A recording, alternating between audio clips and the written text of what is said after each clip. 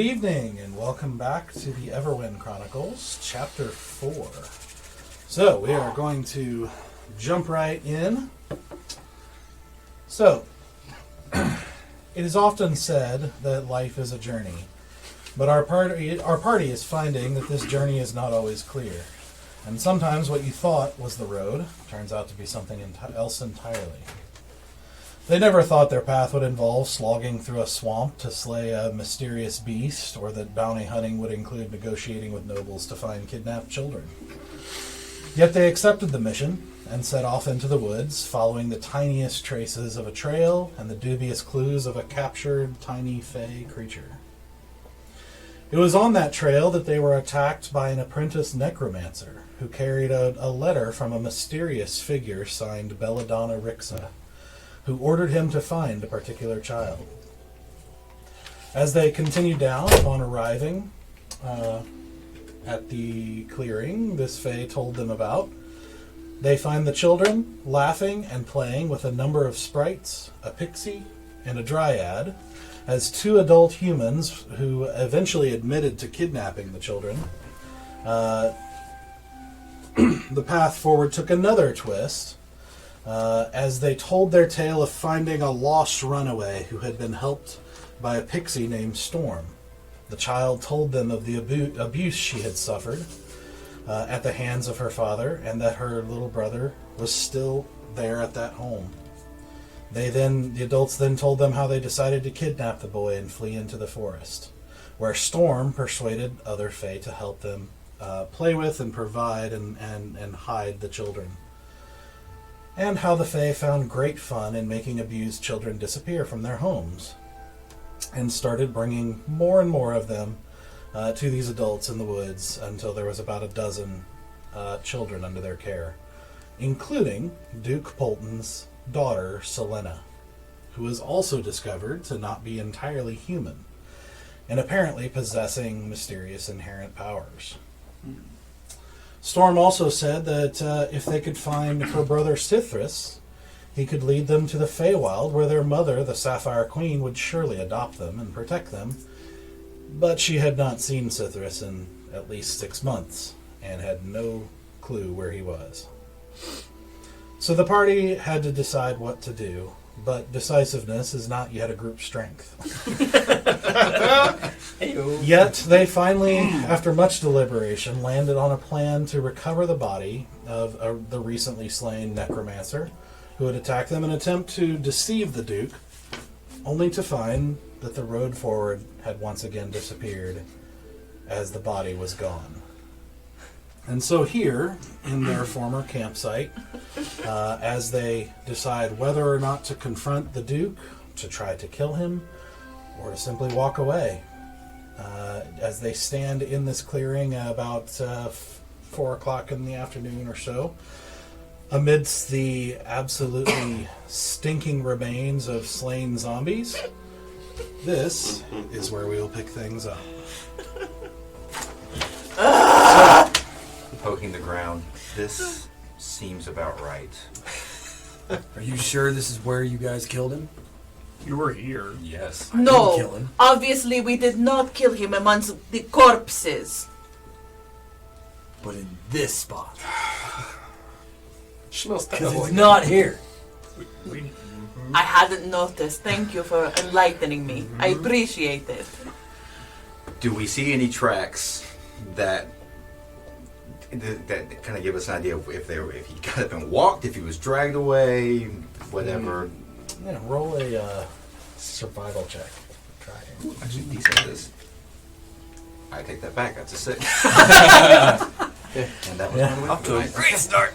Yeah, This goes away. so a lot of underbrush, a lot of leaves and plants. Yep. Some of them may have been moved or not.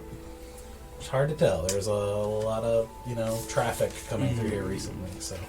Yeah, I think Valen just stares for 30 seconds thinking like, okay, I can figure this out. And it just never does. It does not. Is there any fabric pieces or other things that could have been cut, or can we find blood trails or anything like that? Yeah, roll survival check. Okay. Survival. Let's see if this goes well tonight. I also rolled a 6. It's a bad sign. Yeah, we're One doing real more, well, we're but this done. is what am I rolling for? Survival. So that's plus 3, so 9. 9. Just below average. You know, You find a number of like little pieces of cloth and blood that's pretty old and parts gelatinous and as a whole bunch of zombies recently walked over that very spot, it's there is evidence of that traffic. I want to take we're in a clearing, right? Yeah. I want to take a walk around the clearing, look for any leftover surviving minions still watching us. Okay. Make a perception check. Jesus. I mean, it's not like great, but it's a 12. 12. That's decent. Plus. Well, you said survival. No. It was perception. 12. Sorry. 12 flat.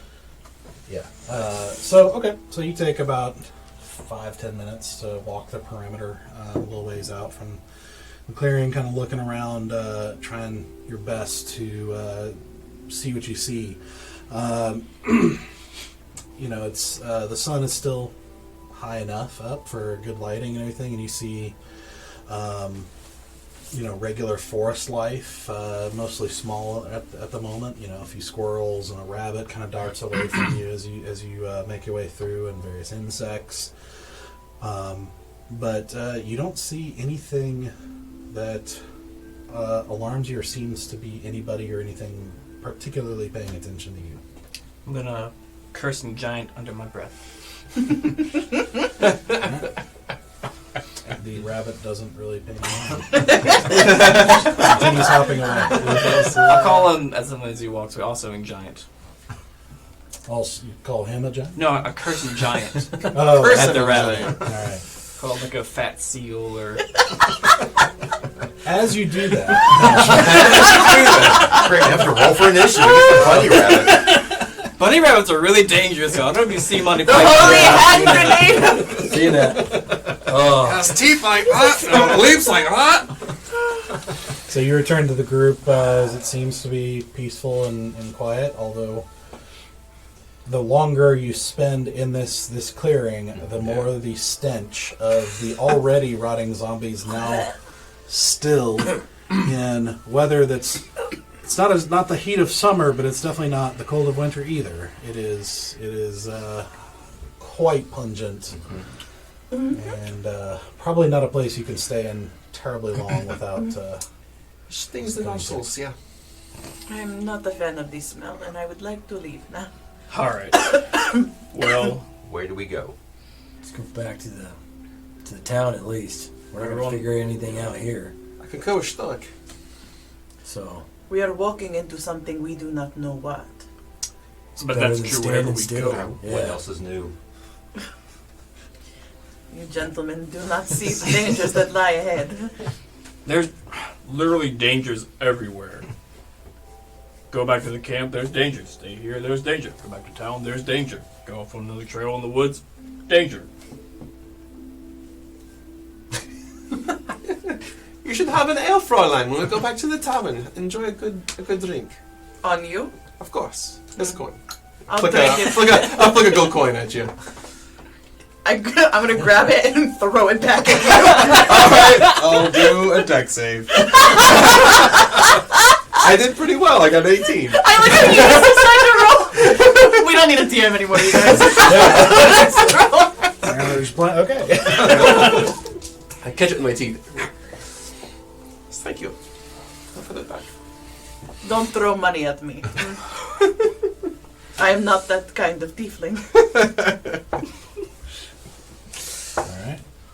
I'm starting to walk. All right, I don't back. remember which direction is the way, but I'm going that way anyway. Sexy healing hands, I'm right behind you. Alright, well, Alright. I'll be third in I'll line. follow. All right. Okay, so you guys head away from the clearing, enjoying the quickly, bettering for lack of a word, air. As the relief passes over you as you get away from that pretty overwhelming stench. Making your way back down this kind of remote forest path that you've been traveling on for a while now. Making your way, eventually you, right as it's, let's see, from here. Yeah, you travel, so you wouldn't make it to the lodge by the time it gets dark. So do you want to keep going, or do you want to try to find a place to stop? Are we at least out of the swamp area? There is no swamp anywhere. We have long left the We swamp. lost no swamps. I'm like, There's just grassy clearings. I can't smell anything with zombie and swamp. It's a little disorientating. Was we PTSD from the swamp. Yeah. We're not in swamp, right? It is like, I just don't want to rest in the swamp. Oh man. would we know, like, if we kept going, could we figure out, like, what time will we get to the lodge if we kept going right now? Yeah, let's see if I remember correctly.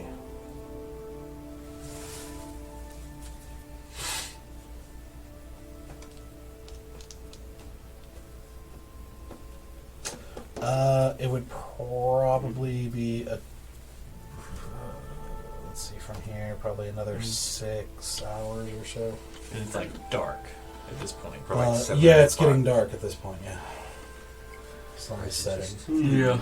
Bed down for the night. Yeah. I'll make a fire. All right. You know, find a nice clearing or a nice spot. Yeah, you're able to It's okay. find kind of a pseudo clearing. Like Yeah. there's still a couple trees around there, but it's serviceable enough to be able to stretch out and without it being fully covered in underbrush. Can I just do a quick kind of, walk around the space, kind of just checking if there's anything Yeah. do a glaringly perception check. disturbing? What am I doing? Perception. All right. This is a lot better. Okay, 15 plus 3, so 17? 5, 6, 7, 18. Yep. I can math. I can math. Yeah. Sounds good. Yeah, it's not much of a problem, especially with your dark vision as it gets darker, and you basically just hear an increasing cacophony of the nighttime life kind of waking up and getting going. So it's in some ways louder at night because of all the insects that come out and make a lot of noise, and crickets and various flying creatures and that sort of thing. And you do hear footsteps here and there, but you are able to determine it seems like they're kind of woodland creature type noises as far as you can tell, but doesn't seem to be anything alarming in their kind of perimeter check. I go back and tell the boys. Bear! You come help me.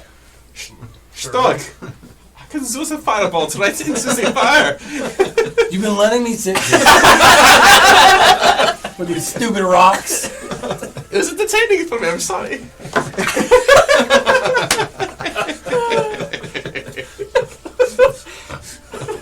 Well, Firebolt.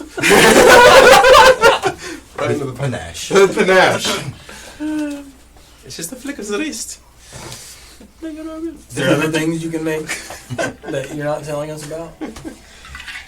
I do a minor illusion of like a dancing girl in my hand. Clothes.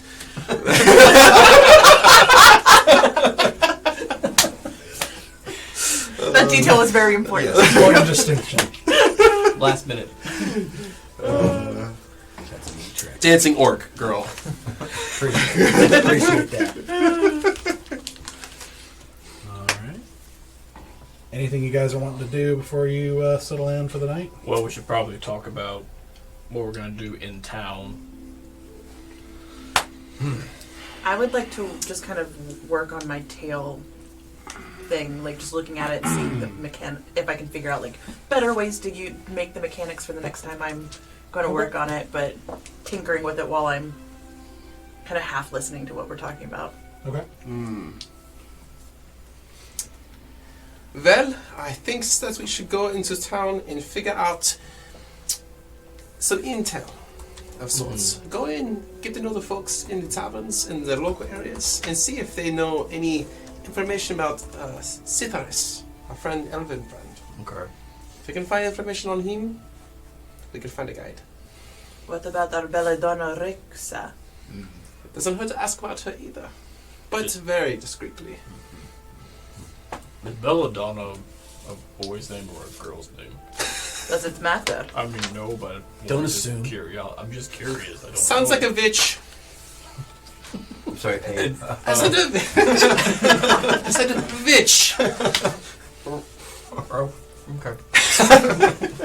Whatever she is, he is, they are, is very powerful. And they had a lot of power over our necromancer, who was not nothing. Well, we did kill him twice. Did we? He's risen both times. But we did kill him twice. He can come back, sure. Like, that's cool, but like, we did kill him twice. We keep getting more I'm not going to joy. argue with that because that alleviates me of all responsibility. But we all know. Who the fault is. You let him escape. Twice! He was dead. Twice! That's true. To walk back into the city limits puts us at great disadvantage. We are strangers. More importantly, we are in a place with a powerful family. One who has done heinous things to a child. And if they're willing to do that to her, what are they willing to do to us? But it's also a man who's paying us to find his child, and we hit a dead end and need more information. I don't see why he would be angry at us for following two leads that we have, one elven man and one belladonna. Like, we have two solid leads towards his child. I see. But if he thinks we are lying, We're not. We don't know who those two people are, where they are, or the things they've done. And according to the letter, Belladonna seems to want a child. so you want us to basically tell the truth by omission. It's one way to put it. You are much sneakier than I thought you were. We just need information. Because- Sexy sitting hands, what else have you omitted from our knowledge? that I don't have a single clue what to do about these kids. And so the most I can do is get more information. I cannot tell you with any certainty that I do not wish to kill this man and his wife. Please don't. Not while we're in town. I promise nothing, but I will do my best. That's like the knife out of my tail again. So who's got the first watch tonight? Wait, so we're going to town. Like, well, that's what we're doing. We're going to town. We're going to talk to people, Yeah. figure out. Okay. I am Okay. not a fan of this plan, but it does seem that I am outnumbered. Well, it's better than no plan, I suppose. Da. Settle. Go to bed. I will take first watch and continue working on my tail. I'll take the last watch as the daylight comes in, so I can actually see something. Okay. If you want to wake me up, I'll do second watch. So you third. I guess I'll do third. I got dark vision. So. Okay. And you just get to sleep. I go. That's right. Maybe I'll be less cranky. Because we don't really trust you anymore. When you don't want to do something, volunteer and do it terribly. You heard it Never be here first, asked. folks. You'll never be asked again. The more you know. By Danny Gooderman. Words of wisdom from a priest. I'm going now. Good night, everyone. All right. Oh, he's rolling. Uh-oh. He rolled once and already said, okay. All right. So you Morning. settle in for the night, and you know, in your little, you know, making comfort best of comfort as you can, and your and what little empty patches as you can, and just settle in for the night. Each of you taking your watch, and you rest and recover, and regain any hit points or spell slots or anything like that that's being Yep. used. Ooh. Thank you. Let's go. And setting off. Yeah. You off. He always makes me nervous when he makes that Right, I face. know. Every time. So all watches are on it. Yeah, we just did it. All was All good. is All was well in the world, supposedly. All right, we're You keeping on wake keeping to on. very Onwards. peaceful morning forest noises. Yes. I'm gonna. Morning, Are we y'all. walking back yet? Are you? I mean, I've looked at everything else you want to do in camp. No, but I think, Bear, it should be your responsibility to make sure we put out the fire. Why? Oh. Good at it. Only you can stop this wildfire. Good man. Safety first. Oh, I thought you were saying he had a giant Took me a bladder so second. he can dismiss the fire effectively. It's just uniquely qualified. Now we can go. Oh, you do know he's not literally a bear, right? Right. But it still works. Wait, you're not a bear? What? What? No one told me. Shame we have to bear the brunt of that humor. Indeed. You rolled a 15, so I have to laugh. He has really high comedic. Comedic charisma? Yeah. All right, so as you guys head out and finish walking this kind of backwoods trail, eventually, by about a little past noon, you find Okay. your way back at the hunting lodge, the Polton family hunting lodge. Before we go Just to the kinda go lodge, past it. I was going to talk to Asura. All right. Have an aside with Asura. Okay. Okay. Whisper. You guys kind of falling back from Yeah. Like, Right. Speak with you for a minute. Yes. I just know, and I understand. Well, I don't fully understand, but I know you want to punish the Duke and anyone who's involved with what happened to your children. And again, I do too. I would like to hurt him very badly. But we don't know enough yet. So all I'm going to say is, can you hold off for one day? If you had the power to end suffering, would you take it? Well, yeah, I take the power. We have the power now to end one individual's suffering. No, we don't. How do you mean? She is still being hunted. Like, getting the Duke doesn't save the daughter yet. It gets her one step closer. Right. I mean, I see your point. But we need more information. The Duke will get his. I will help you get him. Just not today. Do you promise to help me?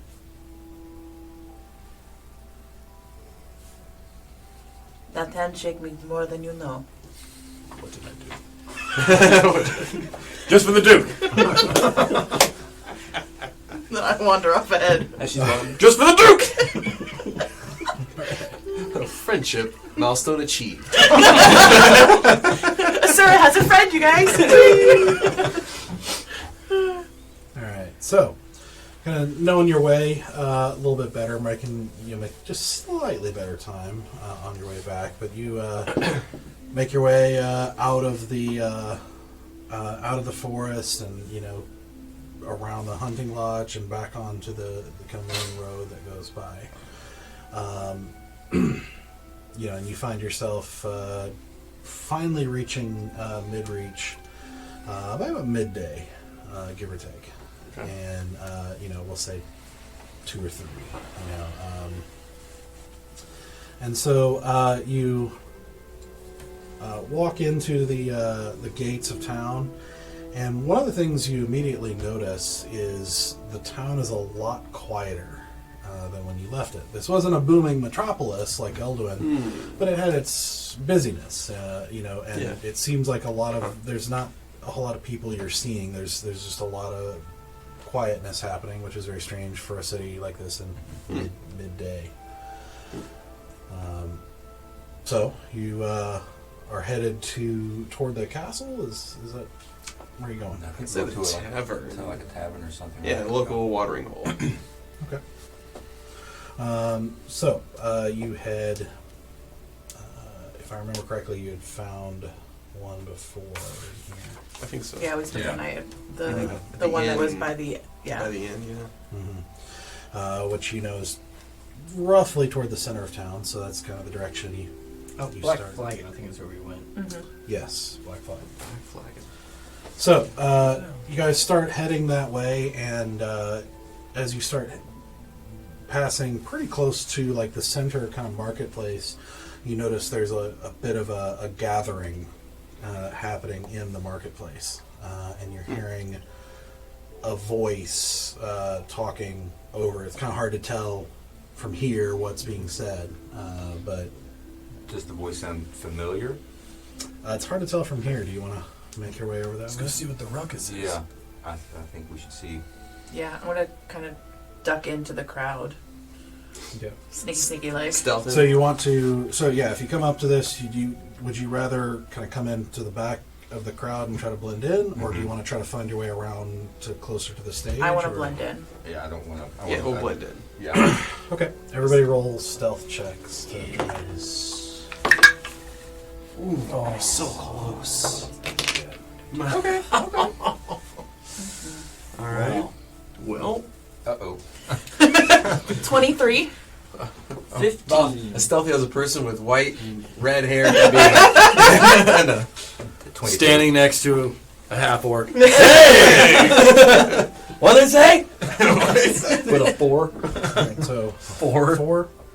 5. 22. 15. 23. Okay. Where'd they go? You can't see me. You can't see me. The Goliath disappears in the crowd. You can't see me. Did you All right. see him, Stein? Did you see him? So as you enter the square, which is not anywhere near the size of the square in Elduin, which is pretty sizable. This is just a much smaller town. What you see is, from where you come in, there's probably 150, 200 people, you'd guess, in this crowd, kind of gathered around. And you see on the other side of the square is, maybe about 5 or so feet, a raised stage. This is something that you're pretty familiar with and seeing in towns of any kind of size. This is like a stage that's typically in town and used for a variety of purposes. Sometimes traveling bards are able to use it for shows. Sometimes it's used for announcements. Sometimes it's used for executions. It's just sort of a multi-purpose platform at the end of the stage, and on it you see a number of figures. You see on the left side you see Duke Polton standing up there to the side with a middle-aged woman, very nicely dressed, next to him. You also see on the right side you see what looks like an elf with long light-colored hair and kind of wearing robes of sorts. And then you see the man speaking is relatively tall looking. He is probably in his 40s, with very square jaw and thick mustache, with light skin and just dark brown hair that's very neatly trimmed and cut, with very nice clothing, similar to Polton's but a lot more minimal and kind of sleek looking. And his garb has bits of dark green in it. And you see in around the crowd you see just guards that you'd seen before, which appear to be guards or soldiers of Midreach, but you also see others wearing kind of green and elements of green and gold in their uniforms. It's similar dress because both of them seem to be variations of that Karandian kind of military uniform, but they seem to vary a little bit according to the people that they serve immediately, or the nobleman, or the military or branch, or whatever the case is. It just seems to be slight variations on a theme. So you're seeing kind of two different sets of soldiers kind of around this this gathering here. And the guy speaking is human? Looks like it, yeah. Okay. And the lady was elf, said? Yeah, there was an elf, the human talking, and then the Duke and a human woman, which I'm guessing is probably his wife, but You see him, you see the man speaking is where Polton had, an air of nobility. He was poised, and he was well put together in the way he talked and presented himself. This man has all of that, like, up a notch, and and like more kind of confidence and a bit of like reassuring tone to his voice as he's talking, but it's reassuring, but not like in a motherly way. It's more of like a commander type way, if that makes sense. And he's in the middle of kind of holding his hand out, kind of placatingly as the crowd is. There's a little bit of a rumble in the crowd going on, and he it looks like he's just kind of getting started talking, and he's just saying, Yes, calm down. Yes, I understand. Please, just allow me a moment to speak to you. And you see Polton kind of step forward just for a second. He's like, Yes, please, calm down. Show our Lord how good you can be during a time of tragedy like this. Does Duke Polton look anxious or anything? Or does he just have the same demeanor he had when we talked to him last time? Roll an insight check. 18. Nice. 18. Okay. He looks deferential. Like he looks like he is. You can see a couple like darted glances at this man. Like this man is in authority over him in some way, and he's concerned that the crowd is going to make him look bad. Okay. Gotcha. And so the man, he kind of is like, show them how reasonable you can be during tragic times, please. And kind of steps back, and this man says, My dear citizens, my heart is heavy with the news of your losses. Like you, I've gone through the whole range of emotions: outrage, fear, worry, impatience, and heartbreak. No parent should ever have to worry for their child, and our children are to be protected above all. I've been sending resources and working from afar to do all that I could, but there is only so much I can do from a distance. With the continuous lack of progress in this matter, you can see Polton kind of like just imperceptibly flinches a little bit. It has become clear to me that it is high time that I take more direct action. I have come with a full regiment of men and other resources to set my full attention to this matter. I cannot promise an outcome, but I can promise I will find answers if there are answers to be had. And if there is a culprit behind this, I can promise you as harsh a justice as I am empowered to give. This is a great evil, and it will be met with equal resolve for good. You hear, not quite applause, but like you hear some kind of murmurs of approval kind of going through the crowd. And he says, now I am sending my men out searching, and there will be many angles we will take to this effort to search out this mystery.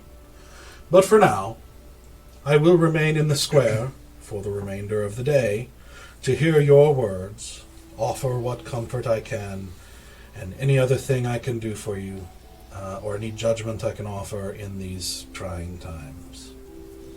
Thank you. And he kind of steps back, and you recognize what he's. You do recognize one thing he's doing is fairly common. Is sometimes when a higher lord comes to a town, sometimes they will set up either in a house or in the castle or in the square or something like that to. They call it holding court, which is basically where they bring matters before them that maybe they feel like is not being resolved by the ruler at hand. It's kind of a way to gain favor with the people and things like that that leaders will do sometimes. And so he's seems to be offering, doing what he can as a lord to help with the people here. So you see, Polton steps up again. He's like, all right, just give us a bit of time here, and we will set up a place to be heard and form an orderly queue where you may address the Lord Greenwood and I. Please just give us a few moments to set up, and we will begin. Thank you for your patience. Does anyone know Lord Greenwood? I'm gonna elbow a passerby. She's like, who does that Lord Greenwood think he is? Think he can do what he says? Oh, I certainly hope so. He's the governor. I mean, he's gonna be. We hope he'll. It's good to get some attention from somebody higher up than Polton finally. Because, gods know we're not going to get it from the king. So. I don't know. Seems kind of weak to me. She kind of gives you a strange look. It's like this, kind of like a middle-aged kind of woman who's definitely not well off. Like seems like she's, calloused hands, like kind of like a worker most of her life and everything. And she just kind of gives you a strange look and kind of starts to walk away. And, good day.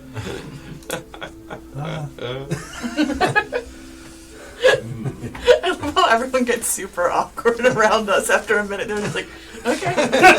See you later. Cool. Big gulps, huh? No.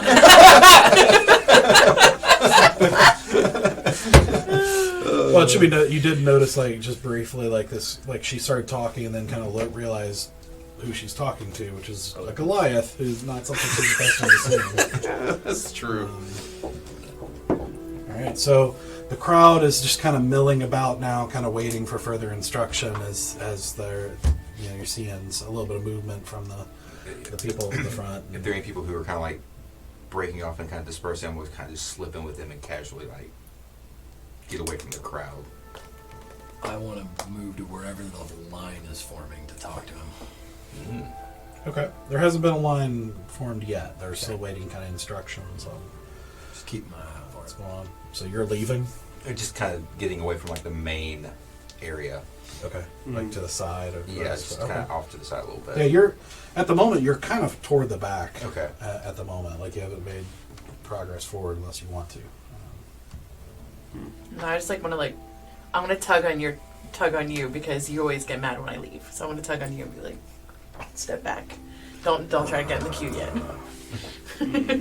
All right, I'll listen. Yeah. I'll follow. Okay. I'm gonna look for Io. Okay, make a perception check. I got no idea. I got That's no a 7. idea. 7.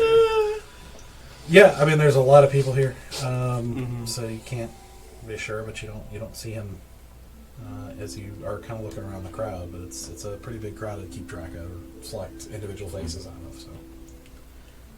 So as I pull you back, I'm like, there are two very different options that can happen right now.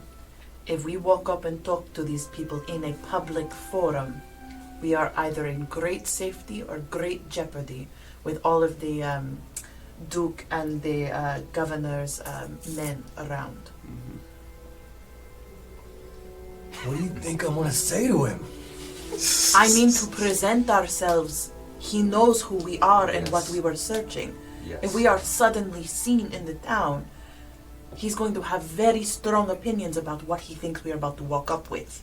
Especially if we're coming back with no children, least of all his child. It is either great advantage that we do this publicly and not in a private place, or it is great disadvantage if he decides to take us away. We have no way of escaping with all these men around. Well, he doesn't have any chance of escaping. Well, should we retire to somewhere quieter? I say we continue with the plan, the original plan. Where do we go though? Like the governor's here. They're gonna be watching probably more. Watching more, I guess. We need more information. We need an ear into what they're talking Yes.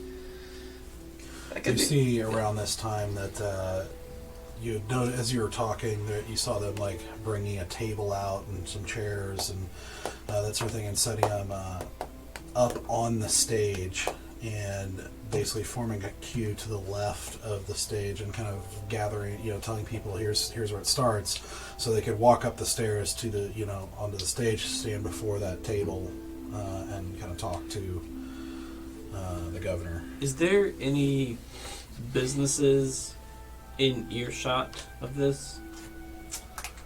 Is there one you're looking for in particular? Or just like somewhere we could go indoors but still hear what's happening? Okay. You look around, and there are buildings obviously around the square, kind of forming the square, but they all seem to be like you're not seeing anybody go in and out of them. You get the impression they might be closed at the moment. You could try doors, but they seem to be kind of closed down for whatever's for this event. What about alleyways between the buildings? Yeah, there's one to the left of the stage. There's the platform, and there's a couple of open areas that kind of go to streets on either way. But you also see kind of gatherings of what looks like the Duke's people on the left and the governor's people on the right, like some guards and whatnot. You do see an alleyway over here, before you get to the stage. Gotcha. So it's kind of like coming from this angle. This side is like one big building. Okay. And then there's like two streets on this side, kind of an alleyway in the back, like further back than where you are, like a very thin one kind of going between the two buildings here. And to make sure that's it. There's a thin one. So again, the stage, if there's an alleyway here, there's a much thinner one kind of further back right here. Regard to Asura's expertise, point out the alleyways. Could we talk over there? You think that'd be out of the way enough?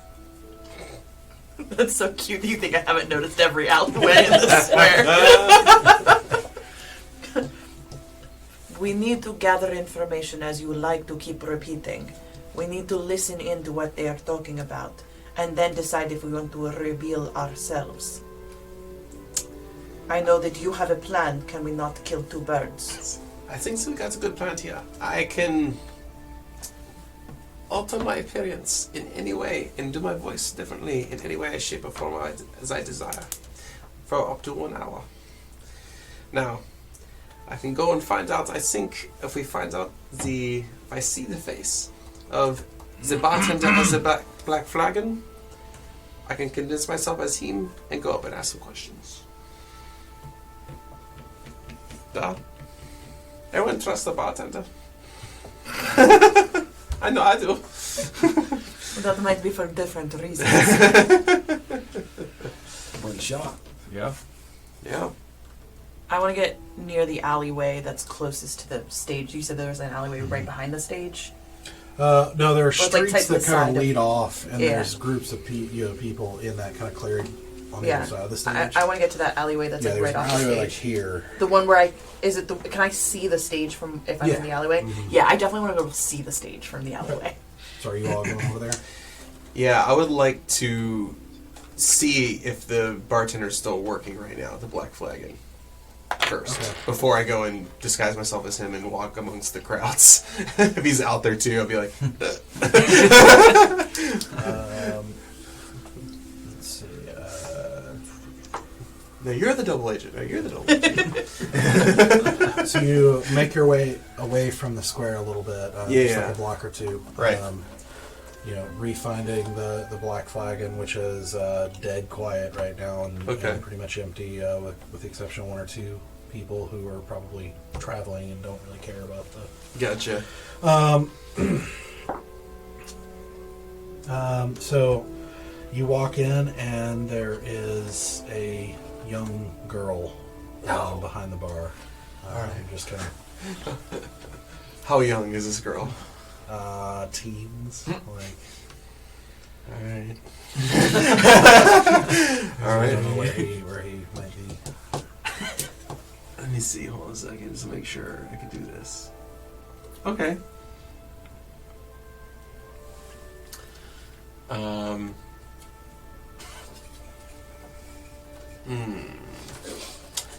Okay. I'll do this. What is her... I guess I go up and I buy a drink. And so what is your name, Fräulein? Oh. Hello. How long have you been working at the Flagon? Well, I don't usually... I don't know. The owner's gone. This is a lot of responsibility. I'm sorry.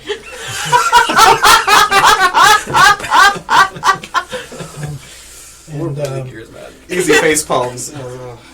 This is Keifa. Sorry, I forgot. You asked me. Keifa, that's a beautiful name. Keifa. Do you want a room? I was just gonna get an ale if that was okay. Oh, well, yes, we have that. Yes. Bless her. Hold on a second. And you see her kind of looking very intensely at the back, trying to remember what she's supposed to do here. She's obviously been left here. Yes. To watch the inn Gotcha. in a slow time. So she kind of fumbles a little bit, and you hear this little behind the, and she kind of but she manages to get you get a mug out and pour some ale and give it to you.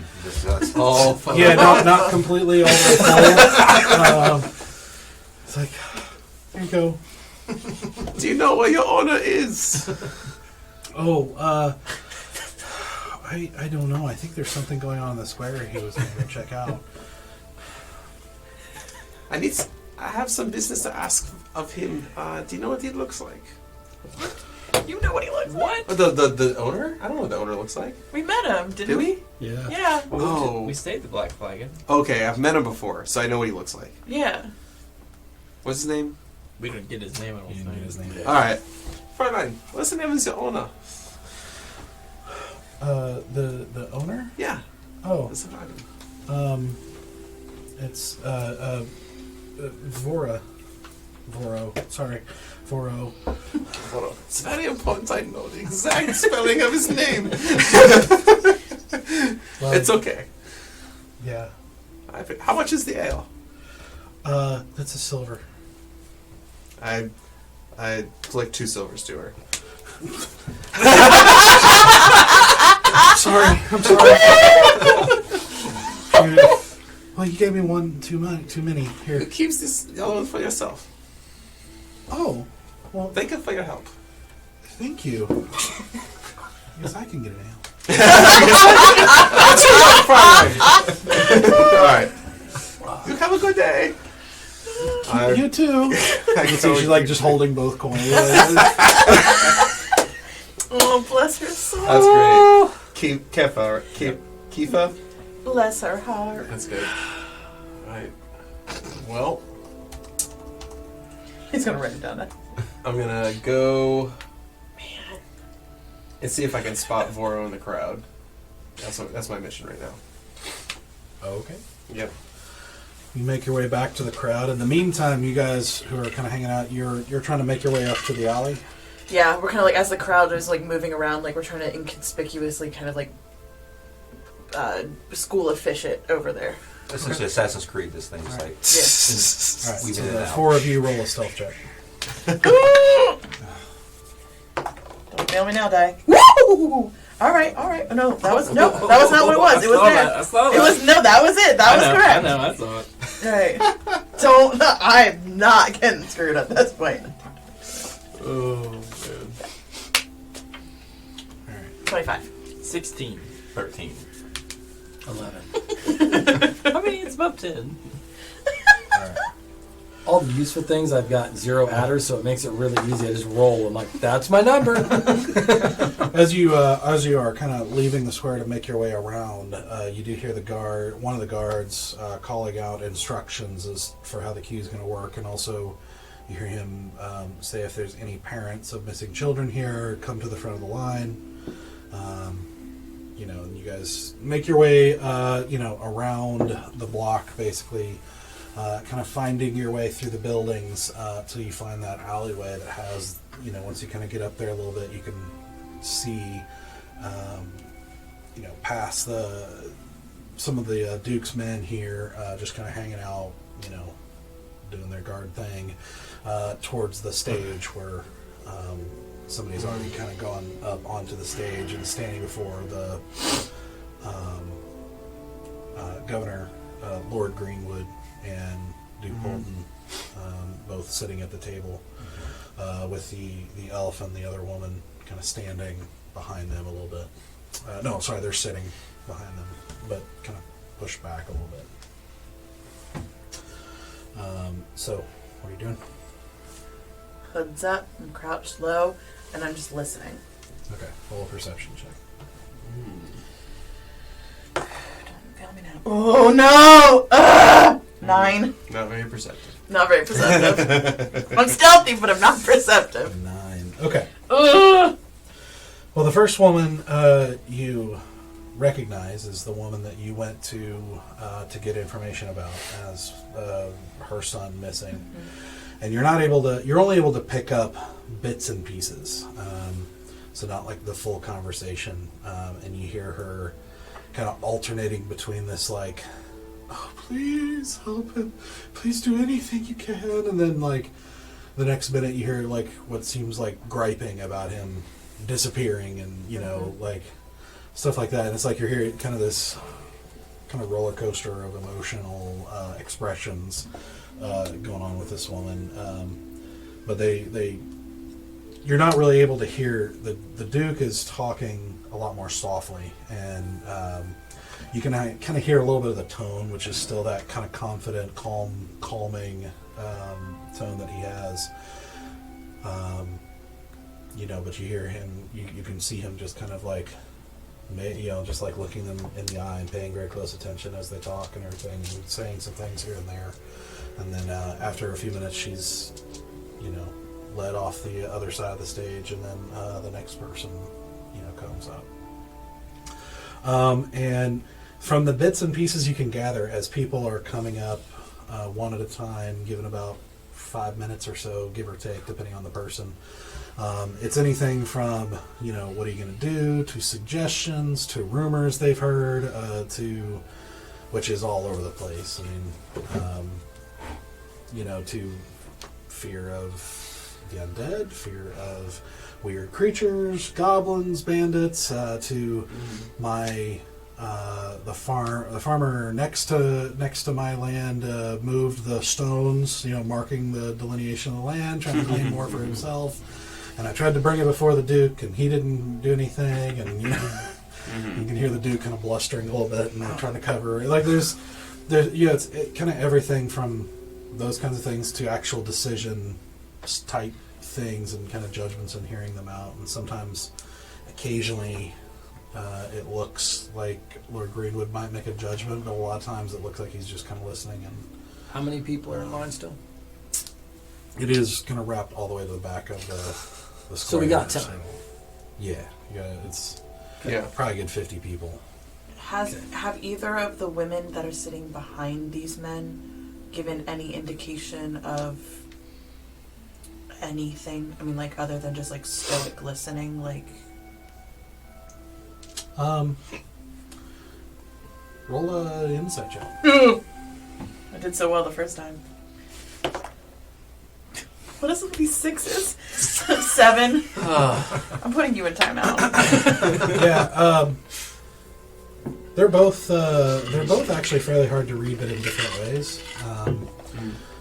The woman sitting to the side of and back of Polton she's got her like this kind of like dark but with like little bits of gray hair kind of pulled back into a very tight, very neat bun, and she is sitting very straight backed and kind of pursed lips and everything like that, and just kind of watching the proceedings happen without really showing any emotion that you can see. The elven woman wearing kind of more robe garb, not the same kind of noble like dress like the other woman's wearing. She's kind of like she's watching a little bit, but her head is kind of down, like kind of demure a little bit, like a like humble, if you will. But it's hard to get a read on like how they're feeling about anything that's happening. What do you think of Stoic? Sora, you're pretty good at copying documents, if I remember correctly. Not terrible. How fast can you make me a forgery of that note that we have, so that we don't have to show them the original? A good one would take a while. Passable. They're not A going to know. passable one would take me For of what? of a reproduction of the letter. Of the Basically, wanted Belladonna to letter. rewrite the letter so I can use it as an item, and so that they can have the information, but without taking our original. Do you want them to have the exact same information or different information? Why not? Why not? Why? I mean, we could change it, but I don't see a reason to. I think the letter itself would throw them off the trail of Let them go The chase kids. the necromancer. yeah. So to answer your question, just finding some parchment and copying down the information would only take a couple minutes. Like it's Sure. not a big deal. If she's trying to replicate the handwriting and signature and all that kind of stuff, that would take a long time. Like probably a lot of to get it really good. Most like a day. I mean, it just depends on how much time you want to. She because it's like. Mimicking handwriting is a really kind of fine art, and it takes a lot of practice and like correction and oh no, I didn't form the P that way, and especially, and then the signature is like a whole different thing What too. about Which, just the signature? let's see, with your skill, I mean, you could try for a passable in like an hour or. Yeah, you could try and see how good it is in an hour. In an hour, I could, without worrying about exacting her handwriting for the note. The big thing is making sure that her initials, that her signature looks accurate. But I can write whatever we want to write. I don't see why not to give them exactly what's in the note. Unless you disagree. Because we have an opportunity to give them anything they want to hear. And what they want to hear is someone to blame. And And more importantly, they want to know where their child is. Instead of her seeking, perhaps she found.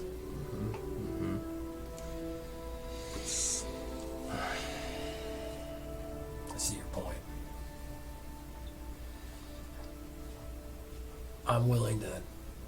I will personally deliver whatever letter and however you write it to them, as long as it leads them towards Miss Belladonna rather than the kid's current location. I trust you.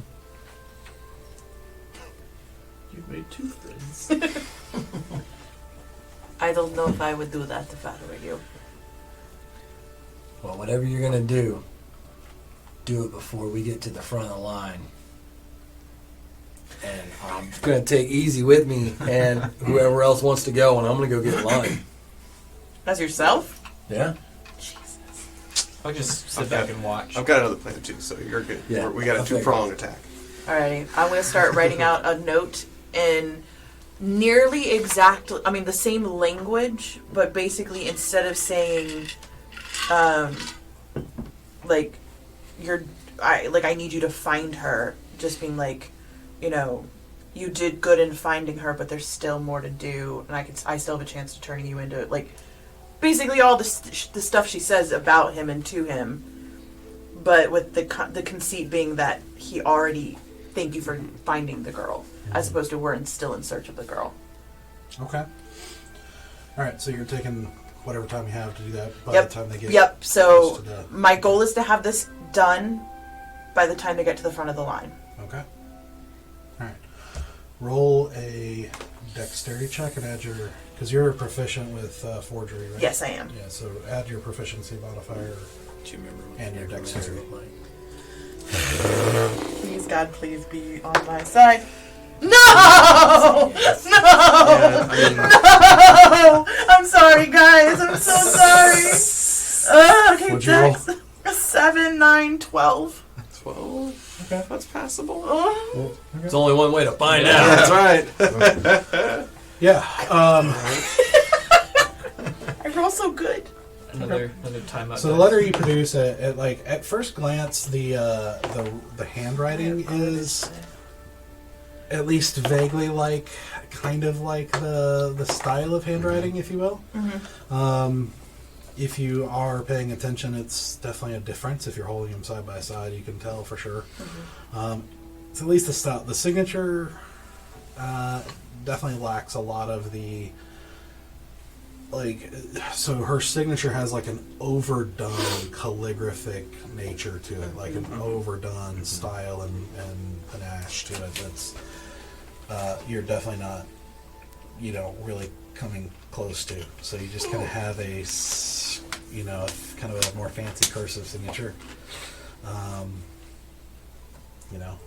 So it's just that's what you got. Mm-hmm. That's what I got. Looks good enough to me. Yeah, it looks good to me too. Easy. That little dancing girl you made earlier. Yeah. If we need to, can you make that, but the necromancer, so we can show them what he looks like? I can do that, yeah. Now, I might be indisposed for a few moments before you guys get there. So I'll try to hold off before we can do that. You, come, these. You see, Polton has seen you. You're still a few people back. Right as you hand him the letter. Oh, God. I mean, barely. I'm gonna just like it's been in my pocket the whole time. I'm gonna say that. Yeah. Make a sleight of hand check. No! Wait, can I help him on the sleight of hand check because I'm passing it off? Yeah. What is it, your dexterity? Because I can pass it off in a way Sleight that of hand, isn't but you're conspicuous. definitely Yeah, it's flat. It's flat, like I said, everything's flat for me. Flat Okay, 12. so you'd give him advantage. So. Okay. Oh, Roll Okay, advantage. I'm giving you advantage because I can also pass it off in a way that isn't. Okay, we'll take the first we'll one. take the first one. 12. I'm still in the alleyway, by the way. I guess I'm I'll say not- I was gonna ask. I I'm was with like, Madeline, who's yeah. all? Oh yeah, no, I'm not been hanging out in seen the with public us? square. Are you kidding me? No. I knew we'd be seen. So I didn't see the bartender owner. Roll a perception check. Okay, yeah, that's what I was wanting to do before we got into a situation, but that's fine. But he instantly saw y'all. That's not very good. It's gonna be good. I got a 7. Why are we rolling so bad tonight, you guys? Yeah, you don't. You don't see him. you don't see I was gonna disguise myself as the girl. And be like, the bar is burning down. And you're like, what? And then I can disguise myself as him right away. Dang it. You see the Duke as Had a he's good like plan. beckoning you over and everything. As she hands off the paper and everything, he kind of gives Calling just us to the front. kind of gives just like the slightest head tilt as she's handing the letter to you, but everything. But he's like, Come up here. Yes, sir. Make way. You see, my lord, these are the sellswords that I'm gonna I interrupt hired. him. Lord Greenwood, and I'm going to bow down in front of Lord Greenwood. Very deep. While I'm fuming in the alleyway, we are not sellswords. So I'll let you two come up, or I'll just... Yeah. I'll come up with him. I also do a curtsy. Oh, yeah. So. Bow very deeply, ignoring Duke and bowing directly to Lord Greenwood. He just kind of flusters for a second. As Greenwood appears to also ignore him. And, good day. Sir, To we who, are the pleasure. Stoic, and Easy. my companion Easy. We belong to an adventuring group that has been hired by Lord Polton to find the missing children, and we've been on the hunt for a couple days now, but we've recently hit a dead end and come back to town to see if we can find more information. I see. Tell me what you found. Well, that's what we were hoping to. So far, we went to the hunting cabin where his daughter herself went missing, where somehow in the original investigations they had missed the fact that the servant's daughter actually knew that the children had been taken and saw a shadow come through the windows. You see, out of the corner of your eye, you see Polton, startled by this news. Greenwood gives him just the briefest of glances, and so you say you discovered that she was where she was taken. What seems to be by something that can at least be seen, and that we do know that they're not just disappearing randomly. They are obviously being taken. We then followed a trail that led us down to an open clearing where, when we rested, we were attacked by unnatural things, sir. Maybe things that don't need to be spoken of in front of, The public. agreed. I see. He holds up a hand, and the elf stands up for a second, and he turns and whispers into her ear for a second, and she's just kind of looking down and kind of nods and everything, and she kind of whispers and does something, and you hear the sound of the town around you just go. What just happened? So they literally just Put us in a box. Yeah. You all see them Yeah. still, Yeah. you But we still can't see hear them. But we can't everything, hear 'em? but Yeah. it seems like any sound Calm outside of silence. this area of the stage is silenced. I'm gonna prepare a spell. I'm not doing anything. I'm just getting ready, just in case something goes down. Okay. We appreciate the discrepancy. Speak freely. Well, we were attacked by the undead, sir, and one necromancer that was leading them. Undead. I believe that's one way to put it. They were been dead a long time and were still walking. I see. And I know with these country folk, they spook easy, and I didn't want to bring that up where delicate ears could hear. As Greenwood is just looking you hard in the eyes, Polton is oh, that's preposterous. Undead. We haven't seen undead in hundreds of years, and that's just. Surely you're not listening to this. And Greenwood just kind of holds up. Okay, Greenwood. What became of this necromancer? Well, we dispatched him, sir. Not just myself and my friend here, but the rest of our adventuring party. And it was costly. A few of us almost went down, but we were able to take him out. And we discovered this letter on his person. Alright, he takes the letter. Can I see yours? Yeah. That's it. You see him, he takes a minute, and it's almost, silence is always a little bit weird, but in this silence where there's not even ambient sound anymore, it's almost excruciating. And he's just calmly I'm studying his face for any reaction when he gets to the name. at the end of the letter. Do an insight check. Don't roll. Ooh, that was almost good. That was almost. You said that was insight? Mm-hmm. Oh, nice. 15. Let's go. There you go. There's your modifier. Yeah. He's proficient in insight. Just emotionally steal. I mean, the three of us are probably on edge because we can't hear anything. My pipe breaks in half. You say this was found on the necromancer's body. Correct, sir. And do you have any proof of the necromancer's death? Well, unfortunately, after reading that letter, we assumed that the children were close, and we continued on the trail hoping we could find them. After spending a day searching, we found no traces and came back, and the necromancer's body was gone, whether under some power or somebody took it, but it was no longer there. Gone, you say. Do you believe it to be taken? Well, after reading that letter, I don't know what's possible. I see.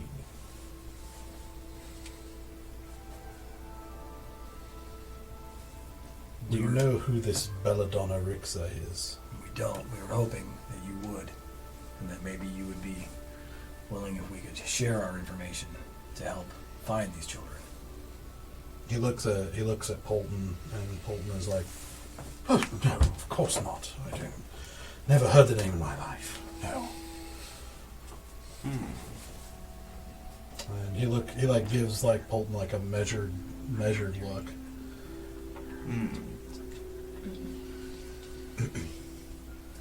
So you found a witness to the kidnapping of the child, followed their trail, led you to be attacked by this necromancer whom you found a letter on from this Belladonna Rixa who sent the necromancer to look for the child. Correct. And that was all within the first day, sire. I don't know why it took so long to get to this point. And what of the children? We couldn't find their trail. Roll a deception check. Damn it! I was trying to speak in truth. Ooh, am I deceptive? I am not. That's still an 18. Yeah. Ooh, clutch roll. Clutch roll. Don't lie again. All right. So what do you believe happened to the children? To be honest, it's still a mystery. Either there are more than just him searching for the children, and maybe this Belladonna has more than one lackey, and one of them has already found the children, and has been the one taking them, or he took them and took that secret to his death. I see. And the only lead we have is that Belladonna, and we were hoping that you would help with any information.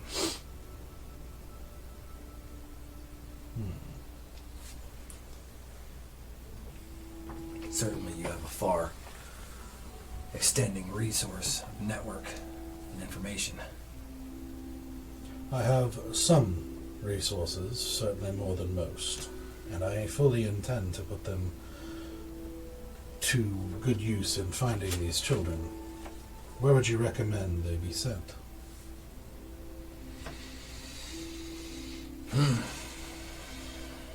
That's a tough decision. After speaking with the village people and with the Duke himself, for a while we didn't think the kids were taken. To be honest, sir, we thought they had left on their own fruition. Why did you think that? Well, as a product of abuse myself, sir, there are many reasons why you may choose to leave your home. You believe these children were abused? I believe they weren't treated fairly. He gives another glance at Polton, who's...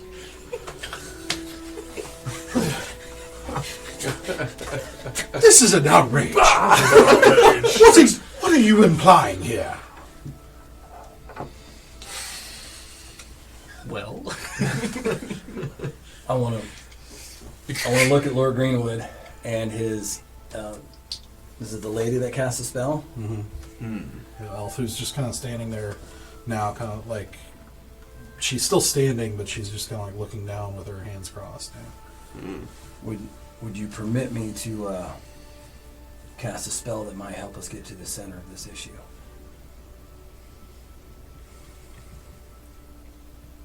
What spell is this? Just a simple truth spell. I see that you are a cleric. And I've spent my life fighting the undead.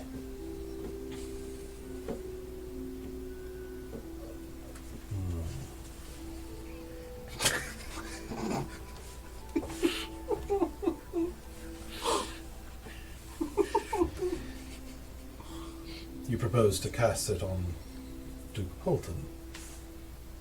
Correct. It's actually in a 15-foot radius, so I think it may cover us all. God damn it.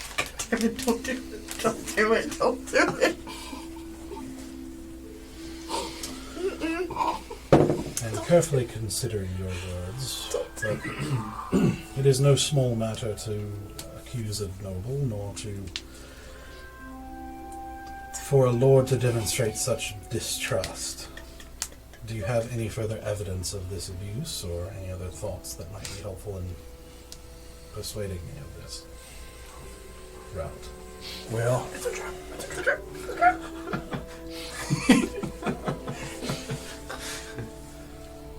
to be honest, sir, I do not necessarily accuse the Duke himself, more so his household. Why? Well, after talking to the servants from the hunting lodge and their description of, I can't say her name, I'm going to mess up her name, Selena. Selena, and Selena's behavior, I know that behavior very well myself, sir, and it is of one that is being abused. And now whether it is her father himself, or a servant in the house, or a caregiver of another kind, I can't be sure. But as one that has lived that life myself, I have no doubt that that girl was abused.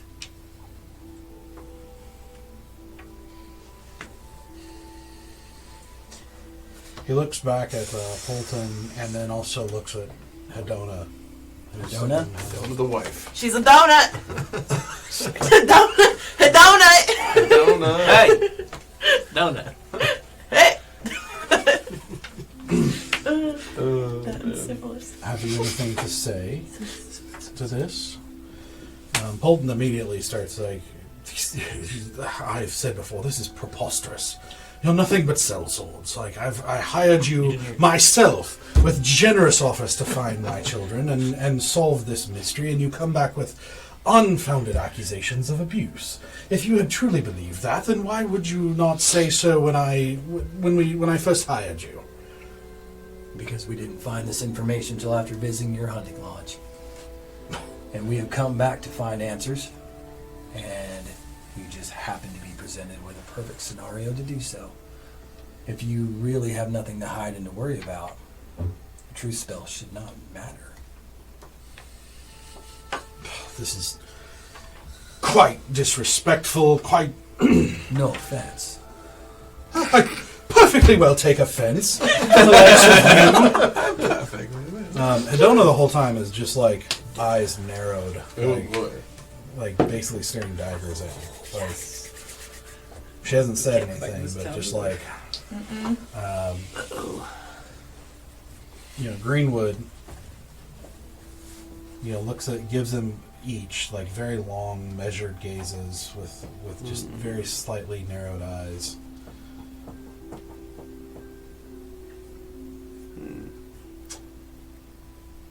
I do believe a little truth might be in order. Dumbass. Yeah. He holds up his hand again, and the elf again quickly whispers and basically makes a gesture at Polton, and Polton just, you see him kind of like blink for a second, and and just kind of like looks around a little bit confused.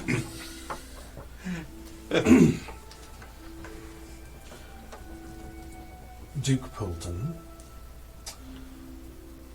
is there any credence to the accusations that have been presented against you? Inform us now. You actually hear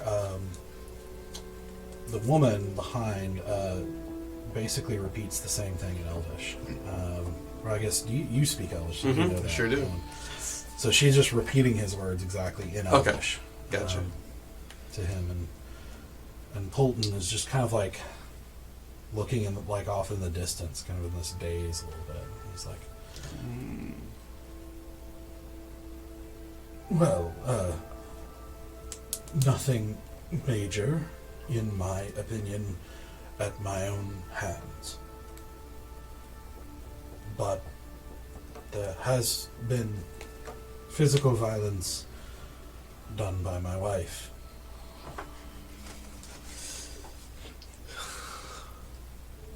I see. What do you know of this? I admit I have struck her on occasion, but I have mostly kept her safe and protected inside the castle, and my wife is not very fond of her. She often inflicts punishments upon her that might be considered severe by most people. This is amazing. And these have included things with whips and clever uses of weights and burning liquids and bruisings, cuttings. So hard. My wife is nothing if not creative in her inflictions, and I have not partook of them myself, but they are happening. He kind of like shakes his head, like still kind of like confused, like this kind of confused look on her face, and Greenwood very pointedly turns to Hedona, and Hedona is she's like looking at Polton with this like profound like hatred, like this just, you know. Do I at least see what's happening? Because if I can't hear anything, like I do see like the mood has changed. Yeah, you're noticing there's definitely some things going, some intense moments happening. I've got my hand behind my back like this.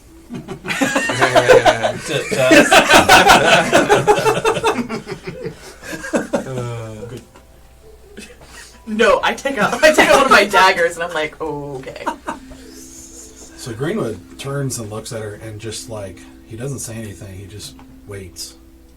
And she finally is, I'll not have any of you judging me for how I raise this child that I was enslaved with. It occurs to you, Hedona is very much human. Like, she's not. Yeah. It occurred to me back in the camp. Like,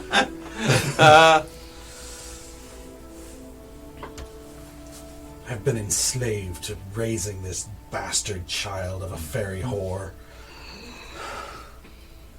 You would do well not to raise judgment against me for how I handle this situation. Remember, I am the victim here. I was not the one who cheated. I was not the one who held some woman, some whore captive and had a child with her out of wedlock. And by the gods, if I am to be enslaved with a child, it will not be a misbehaved one. God. So much tea. And she like squares her shoulders again, and it's still like this, like burning eyes. Can and I everything. can I look at Lord Polton and just pity? Just utter pity of like, I feel you both are enslaved.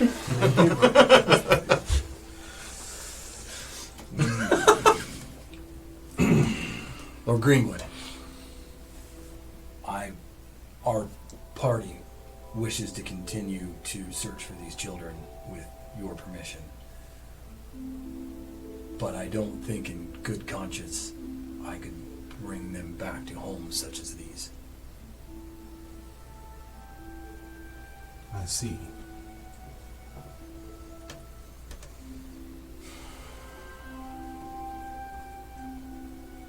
All right. This is most disturbing.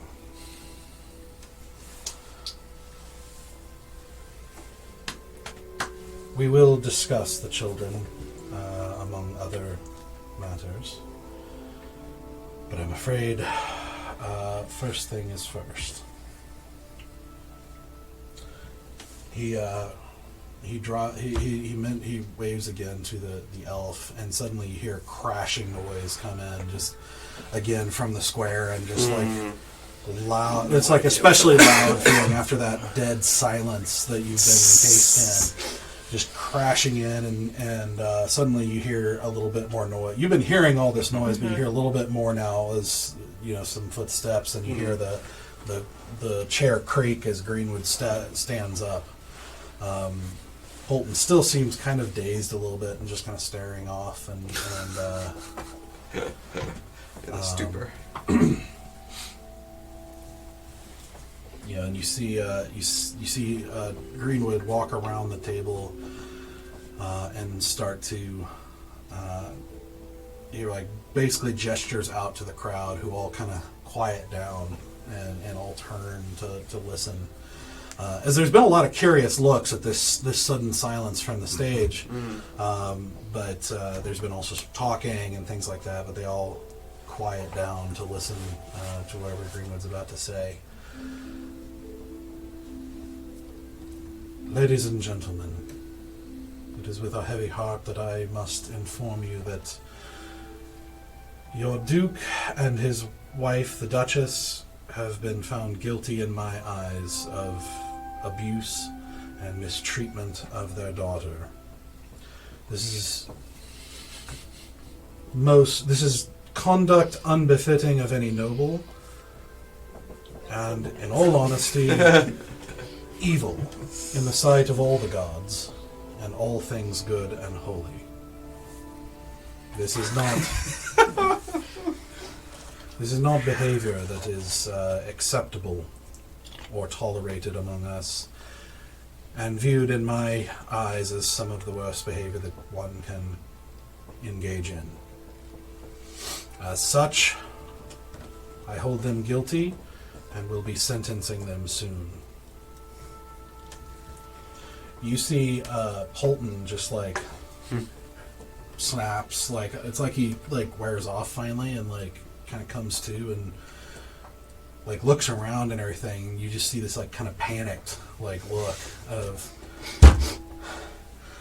this is what you just this. He's like gibberish a little bit, and he's like, "This is I can't. This is an outbreak. You can't do this.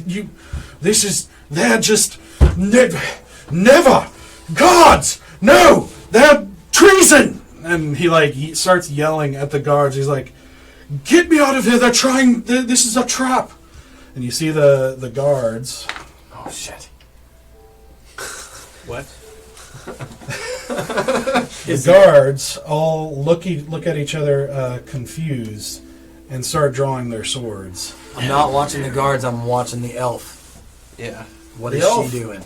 Is just she kind of like looks around like it's like she's attentive to what's happening. She's not like spaced out or anything like that, but she's always just kind of like kind of head down, like she's watching, but she's not you don't really see much reaction out of her, out of anything that's happened so far. Am I within, like, reach of Lord Polton?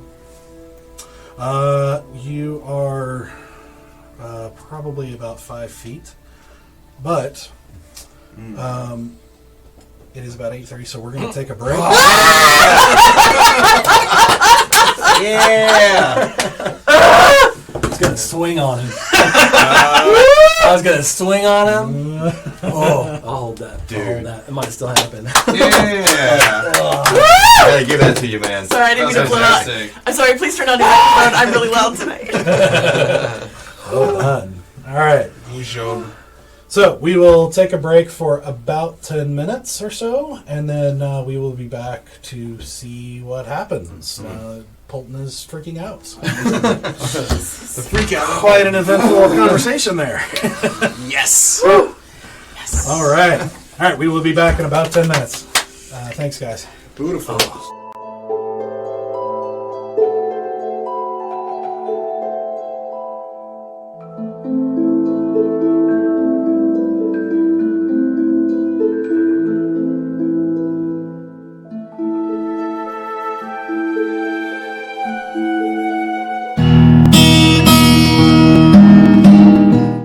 My name is Larry Meek. I am, I guess, the founder of Happy Action Fun Time and the Everwind Chronicles. I am Doug Watson. I am the creative director for the Everwind Chronicles as well as the Dungeon Master. The idea for Happy Action Fun Time, I think, came from this desire that I've always had, probably since high school, to kind of do my own thing. To not be kind of tied down by your 9-to-5 job. And I tend to be a very creative person. I like creative outlets, and this creating some kind of live stream channel gave me that opportunity to flex my creative muscles, and it's really challenged me in ways I did not anticipate. But I also wanted to do something that would benefit those around me. I've always been someone that has really enjoyed when other people get to pursue their dreams and their passions, and just to see them light up and come alive. And I had a lot of friends around me, a lot of people around me who were very creative and who love to do things like videography or storytelling or acting. And I wanted to provide an opportunity that for them that might not otherwise be there. And I think the second reason that I would really want to do this was because I wanted to find a way to plug in and get connected more with the geek community. It's such a fascinating group of people to be with. They're so eclectic, and it involves so many different fandoms and ideas, and to get to communicate with them and talk with them and build a community with them has been a dream of mine for a while. The reason that we decided to start with the Everwind Chronicles is partially because of our love for D&D. Especially, I'm a huge D&D nerd. To have this outlet to create a story, cooperative story with other players, other people, and get that community aspect as well was something I was very passionate about. And as I began to talk with Doug about his vision for it and kind of where he wanted to go with it, and we're talking about this, building out this universe where other stories could be told, where we could create maybe short stories or comic books or even other shows set within that universe. It really it almost took on a life of its own and became a passion project for the both of us, where we were just so involved and excited and ready to make this happen that it naturally became our primary focus as far as what show we were going to put on there. And so one of the ways we decided to go a little bit differently about this is to approach it as if it was a TV show or a movie rather than a game. And so all of the promo, all of the content that's going to come out around it, everything is about the story. And D&D is just the way we're telling the story. So Everwind was actually born in a different D&D campaign that Larry and Jeb and I were all a part of in the past. I wanted to create a world that, as much as possible, felt real. and that includes a lot of variety. It's not all dark, it's not all light and cartoony, it's not all good, not all bad. There's just a lot of variety and a lot of different feels, where if you go into one city, it feels different than going into another city. Like each country has its own cultures and habits and values. Because I am a believer that D&D's at the heart is about consequences, both good and bad. And so I wanted to create a world that was rich enough and deep enough that the things that the players do will have widespread consequences depending on what they choose to do. So when we were looking at potential players to invite and have join in this really this journey of storytelling, we wanted ones that would buy into the vision that Doug and I had for telling a story with D&D. Not just players playing a campaign or anything like that, but that we're actually going to be a part of collaborative and cooperative storytelling. And it's something else that's really important with any set of players you have in any campaign in D&D is chemistry. You need to have players that work well together or play well together, that can kind of play off of each other and are willing to kind of step out and try these things and be open to whatever, because it is a game of improv. You have to kind of play off of each other to some degree, and we understood that chemistry was going to be a big part of that. And I think we're excited because we've got these players that have really meshed well together. We knew that at the end of the day, people are going to watch for the players. The players are the heroes of the story. They are the ones that people will get emotionally attached to and invested in. And so we needed players who were going to dive in and be invested themselves so they can create characters with that balance of having fun, but also emotional depth and motivation and a depth to their story that the viewers will fall in love with right along with them.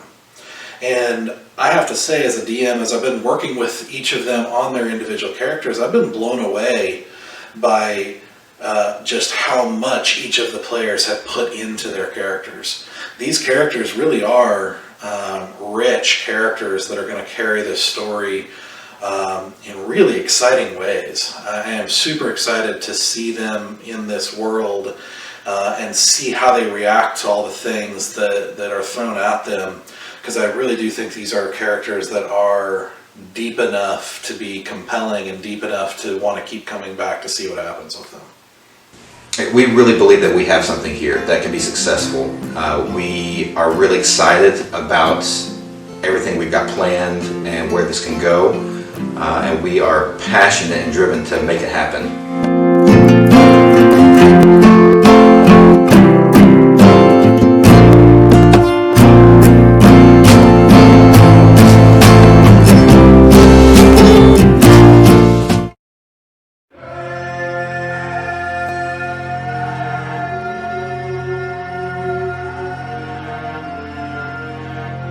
I have learned to be invisible. Invisible to those who have something I need or want. Invisible to the guards. Invisible to my enemies. I have even accomplished something no thief before me has. I have become invisible to myself. For I cannot bear to look at my own reflection. But is this all there is to me? Is my invisibility simply matching the hollowness I feel inside? I have to know who I am. I have to know if redemption is possible. So I will use all my power to seek that which terrifies me the most. To truly be seen.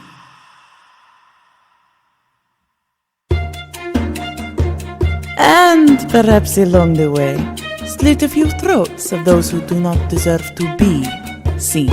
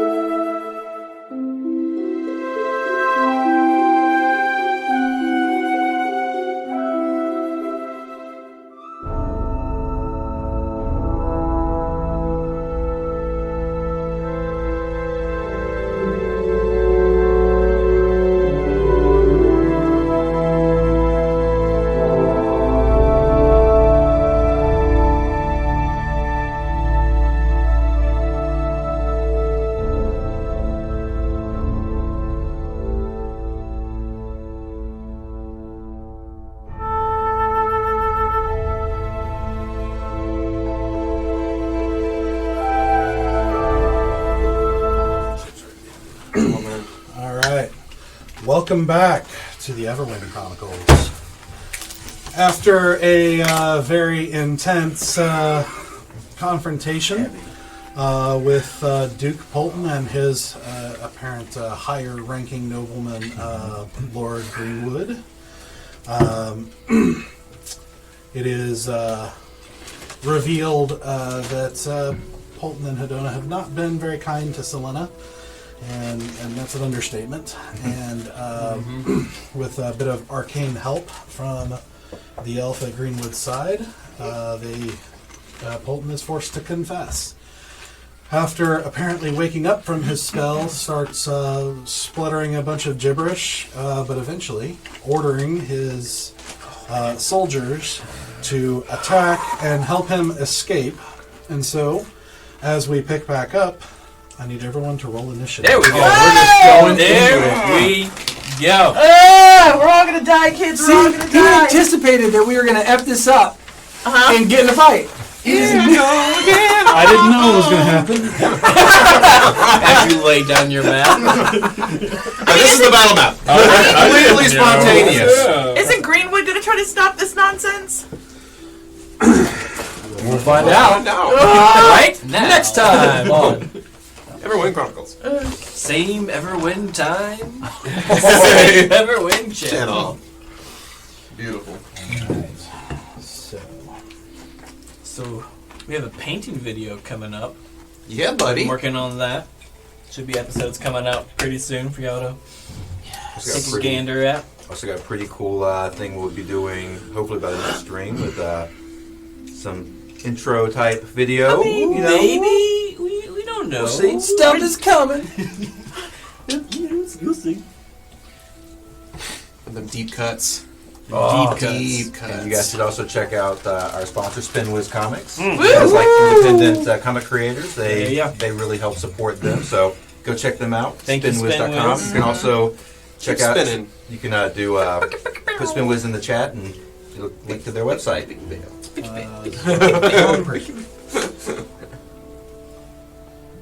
There we go. I was like, how did Bear go so fast? Oh my gosh! What's the got Misty noise? Step. What's the Nightcrawler? Bamf. Bamf. So you guys are over here. Is Yeah. that particular? I would say I'm in front.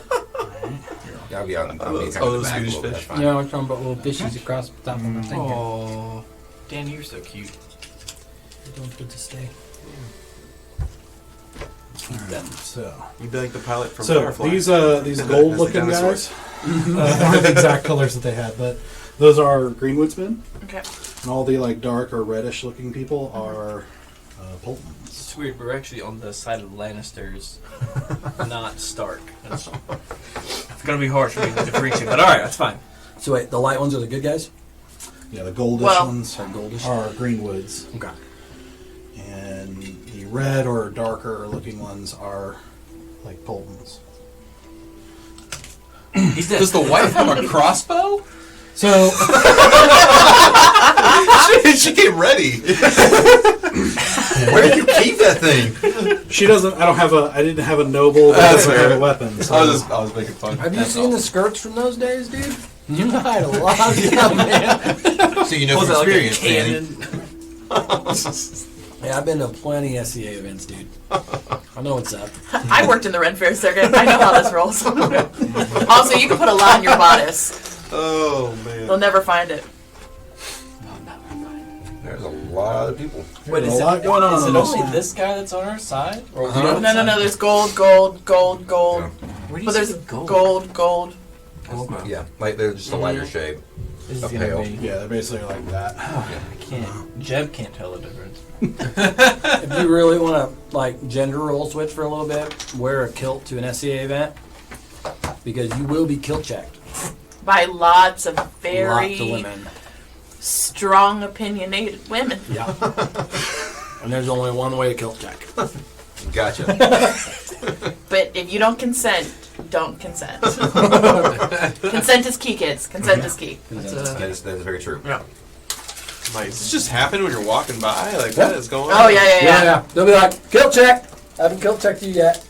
Yeah, they'll just go for it. Yeah. Good to know. Good to know.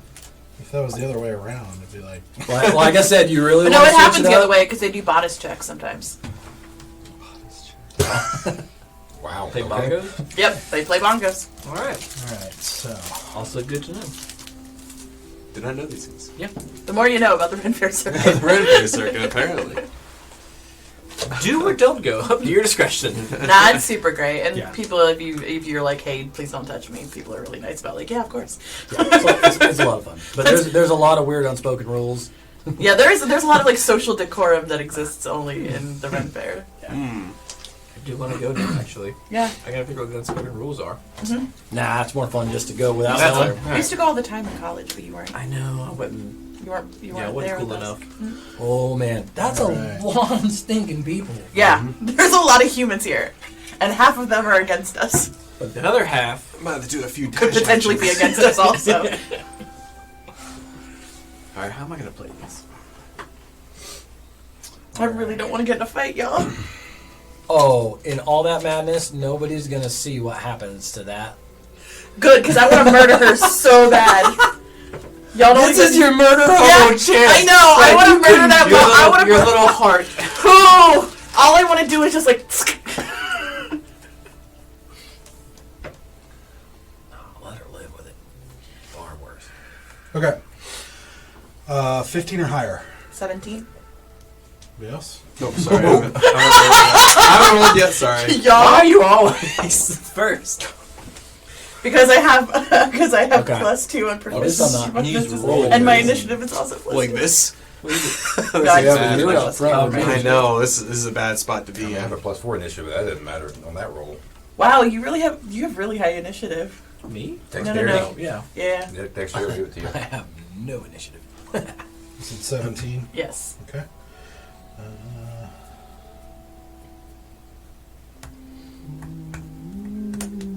Oh, you're gonna be fine. Yeah, that would be pretty decent. Yeah. I'm about to do this. Oh man, 10 to 15. 13. Ooh, Okay. Nice. Since you're right there. I'll let you take it, sir, because I don't know what I'm doing. Well, I know exactly what I'm doing. So you. I got it. I've got a plan. I have no idea what I'm doing, y'all. I have when you run out and hit things. I have one goal, and That's you're what gonna you find do that best. out in just a second. Asura is in chaos, y'all. No. You're gonna dart your way straight to Donna or whatever her name is. No, y'all like. What are we at? 5 to 10? 8. 8? 4. You said that's actually. I got 8. It's not good. So 1 to It's 5. not good. I think it's all of us. Yeah, he's Okay. yeah. Yeah, real bad. Real bad. Let's double check that. What's my dexterity? Naked.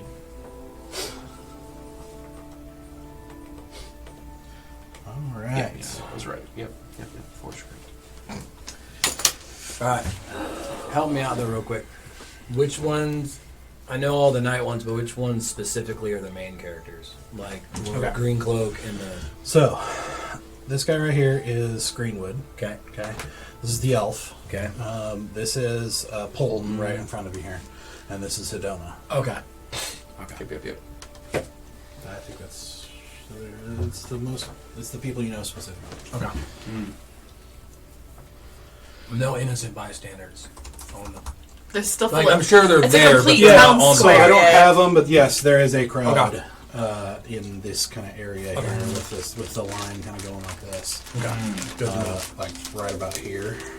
And Innocent bystanders. Just wanted to check where they're at, and if there are some. Yeah.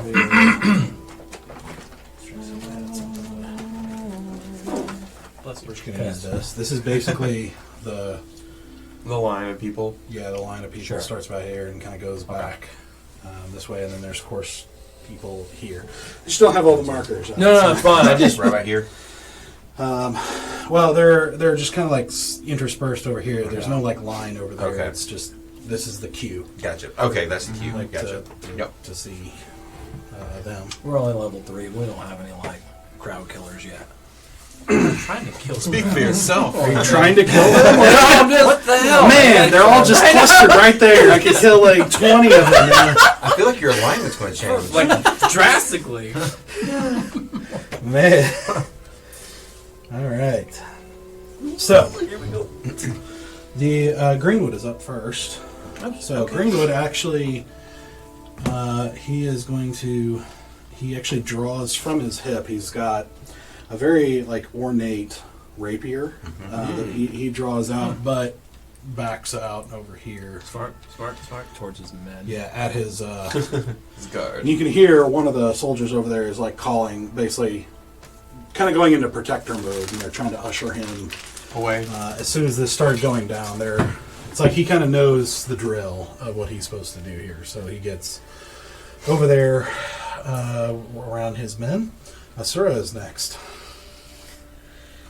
Okay. Asura is torn because all she wants to do is murder this woman who hurt Selena. But at the same time, she has friends now. Aww. And they have to be safe. Asura has a few seconds to make this. Good. So at least, all right. So are there fire torches? Are there things that are around this? Were there fire torches set up around this? Not really. square? It hasn't gotten dark yet. This is the middle of the Cool. afternoon. Then what I'm gonna do is I'm gonna use thaumaturgy to bust open every door, every window, everything that's from this whole square of all, because you said there was a bunch of shops that were closed. Yes. I would like to use thaumaturgy to bust all the windows and doors open. Let's see. You can create. Let's see. The range is 30 feet, and you can cause an unlocked door or window to fly. Oh, so I can't be cool and powerful. Yeah, you can do one. Just one. Nah. Don't worry. Things are going to start exploding. Yeah, then I'm not going to do that. So I would like to use thaumaturgy to just bellow my voice into the square, and just scream.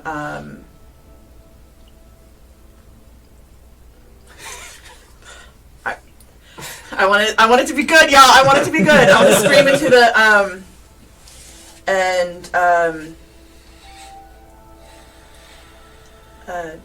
don't know what to say. I need a script. Someone give me my line. I'm just gonna scream. My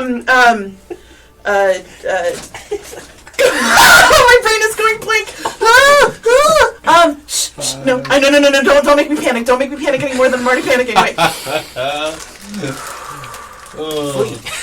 No. I'm just gonna yell into the crowd, run. Alright, so what are you doing? You're attacking... I'm yelling thaumaturgy, I'm yelling, run! And so that everything goes in chaos in this middle of the room. Okay.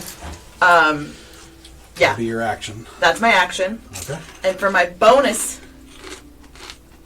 I am going to dart towards the wife of Duke Polton. Okay. Alright. Squishy is making some impulse decisions, y'all. Alright. Going off the tracks here. Yeah. So you got two options. You're gonna have to run past this guy who's gonna get an opportunity attack. Okay. To get to the stairs to make a clean up for sure. You basically are gonna take two. Okay. Or you can check past this guy, try to jump up here with an acrobatics check. I've been rolling great, but I'll try an acro. All right. Don't fail me now, dice. Ooh, yes! Okay, 18 plus 4, so 19, 20, 21, 22. All right. You do a front flip onto the stage. Yep, you're able to barely make it up there with your acrobatics check, but as you're passing, the guy is taking a swipe at you here. Okay. He's like, oi! Get out of my way. That's a 9. Nope, doesn't hit. Wow. Now have I made a terrible life choice? Absolutely, because now I have nothing left to do except be there. You're there. So, but you're able to just basically, in one, as you shout this and kind of startle everybody with this booming voice of a tiefling young, run! You take off using that moment of distraction as this guard takes a panic swipe at the tiefling running past, seemingly at him. But you're able to duck under the swipe and then come up in a jump, coming up onto the stage. and like it was smoothly choreographed, Limbo. coming face to face with Hedona. And that is your turn. Oh, I made a terrible life choice. Okay, it's okay. Made a terrible life We're choice, good, y'all. We're good. I am pulls the snot out of this. So.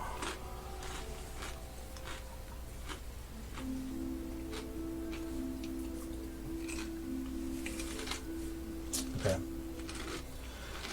So Polton is next. Polton and Hedona are next. Oh no. Okay. So Polton.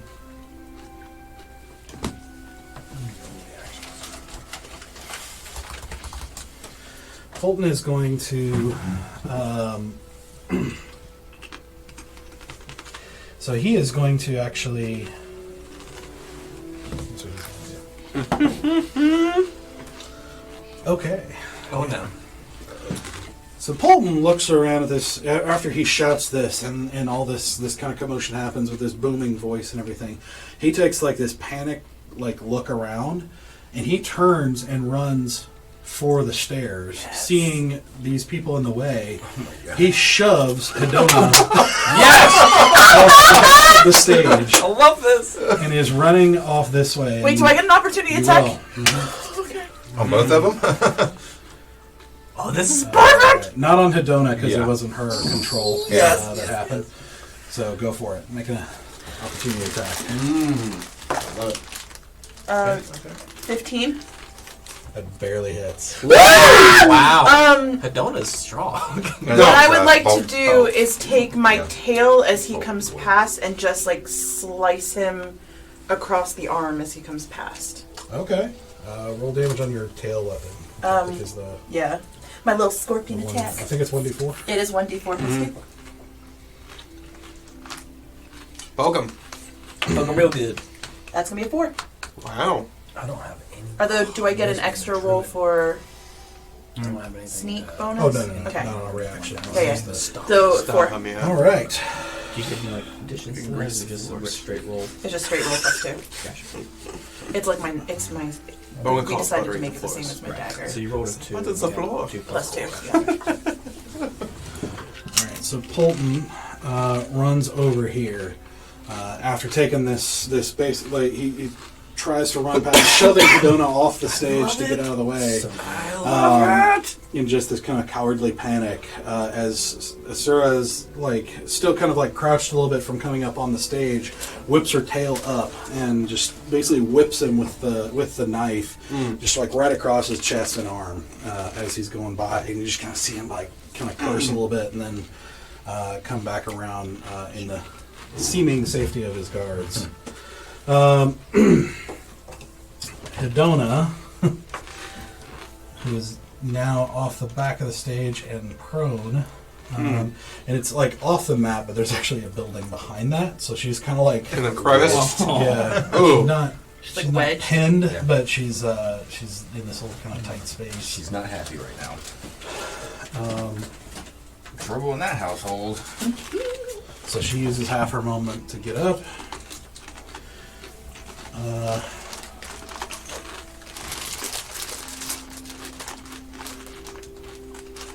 And she is going to run this way too. Right here. All right. That is theirs. So now it's Polton's soldiers. Okay. So, with all of this commotion, essentially what happens is this guy is running up to attack them. He's attacking them. Okay. He goes for them. Oh, wow. Goes for them. Oh, wow. So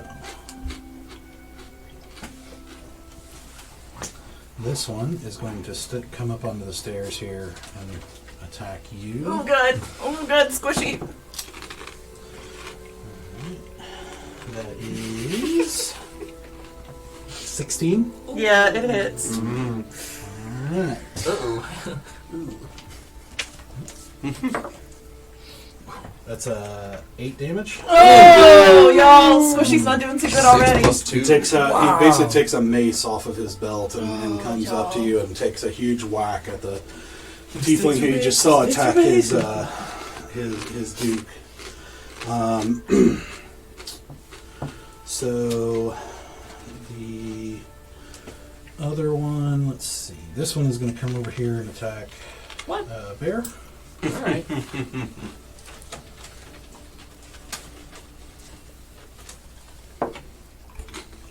That is a 15 to hit. That's not. Doesn't hit, so comes at you and everything and tries to take a whack, but you just step back and he hits the corner of the building Like a fool. the same style of mace. This one and this one are both going to attack this soldier right here.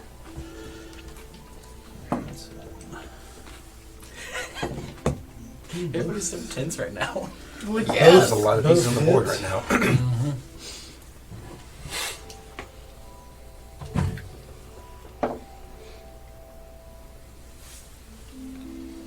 And that guard goes down No!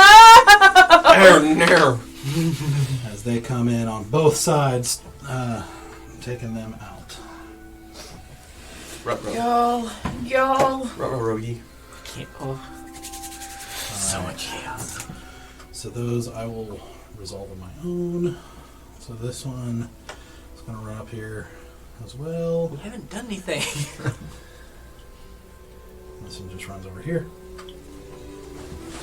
Alright. At a 7. That's not going to hit. Same thing, you're basically able to step back to hit the, as this one hits the thing, and then just take another step back as the other one comes in, as you're just kind of easily stepping back and dodging these incoming hits. So I believe that's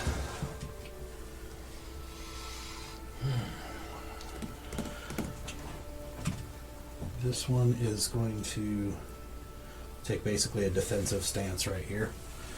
And that's it for them. All right, Bear. All right. Hunter's mark. I guess the first guy that took a swing at me. Okay. I'm going to yell out to all my friends, "Dibs on the hat!" And I'm going to go and swing and try and stab that guy with my pike. Are you talking about Duke Polton's hat? Yeah.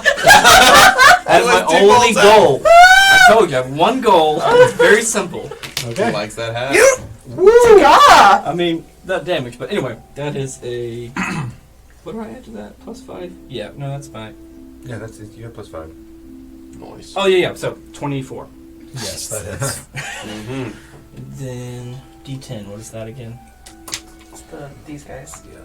Those diamonds. No, the diamond's the D8. No, Yeah. This is Oh, It's oh, quasi-diamond. Yeah. yeah, it's this guy. Alright, but also he has Hunter's Mark, that's also a D6. Mm-hmm. Wow. So that's a 6 + 3, 9. 9 damage. Nice. All I right. said Duncan, I said There bandit. you go. I'm done. This is with your sword, right? Stood out My to you. pike. Pike. Okay. Just gonna like gut Alright. stab. So as you take those steps back and everything, you whip up your pike, now ready for combat, and just basically bring it down in this kind of cross-handed downward strike, and you hear this crunch as you basically go right into his shoulder and everything, and you hear definitely some bones breaking and some messed up shoulder and everything, and he is got a pretty severe injury, but he's still standing. I'm gonna stay there, by the way. All right, Stoic. So, I've noticed something that I was doing wrong in the last ones. I would like to summon my spiritual weapon All right. as a bonus action. But before I thought I could summon and attack as a bonus action. Action is not in the same turn. So I can summon and then attack as an action, and then the next round I can Right. Then attack. you can attack as a bonus action going forward. But As not long as you with. maintain I do not want concentration. my spiritual awesomeness. I would like my spiritual weapon to manifest as a giant metal gauntlet open. Okay.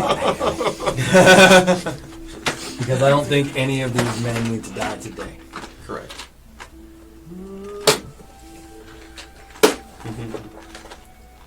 In the shape of an ice menorah. Do you have a giant gauntlet hand? Oh god. He's got a giant hand! Yes! All right. Okay, what are you doing with it? I'm going to clasp my Lord symbol, and I'm going to go, Lord, please guide this hand as it teaches this evildoer justice. You know? Keep the hand strong. Who? Oh, Lord Polton. I want to do that. There you go. You're pimp slapping him, yes. Okay. Love it. Love it. Alright, make make an that attack so. with your That's a special swing weapon. and a 16 plus stuff. Plus stuff. Plus stuff. Hey, that hits. What is my spiritual weapon? It was plus 5. Oh, so wow. that's a 21. That hits. Lord. All right. Lord, indeed. And that is a D8 plus 3. 8 plus 3. So that's an 11 Alright.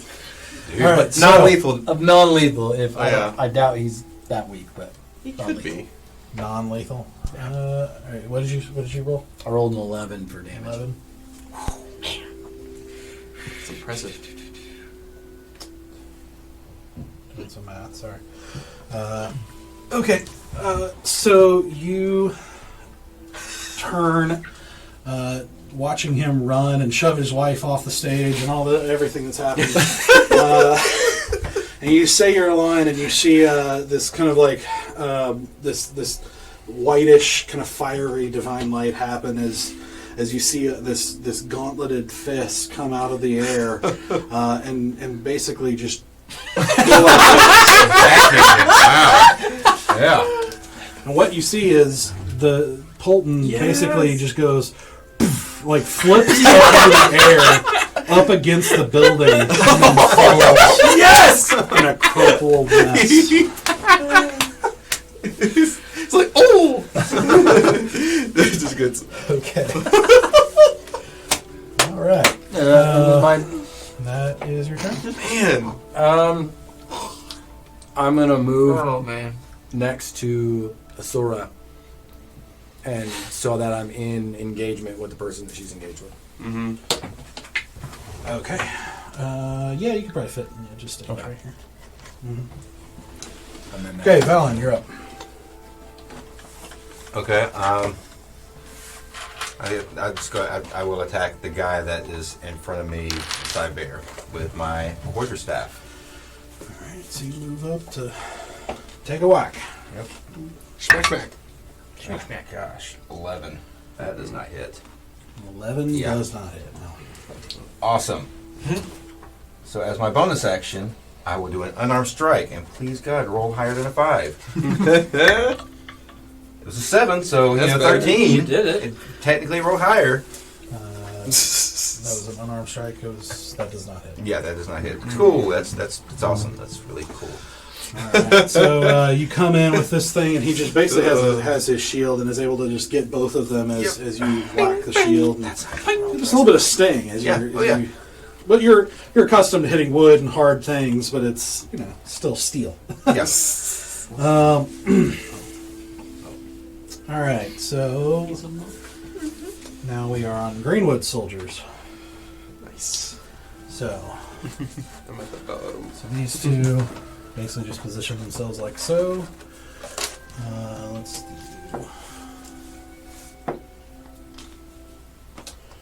All right, so there's that. Okay.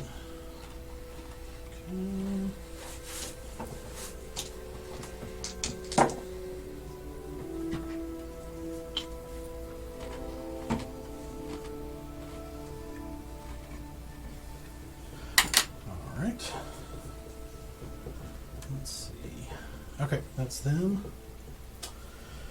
And I forgot somebody.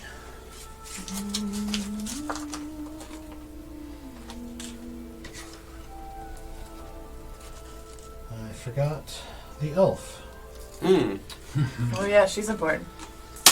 So I'm going to go ahead and take her turn real quick. Do it to it. Alright, so she has gone.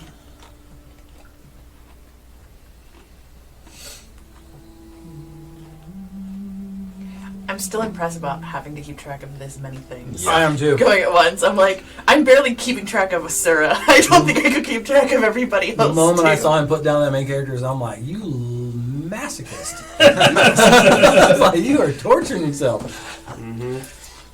Alright. Most people keep track of. But they're dropping like flies.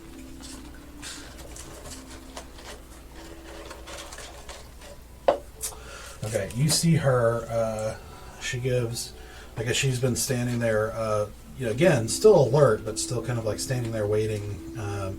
She gives like the quickest of glances over to Greenwood, who nods, and she goes, and then like basically turns out and you see a familiar spell as, let's see, she's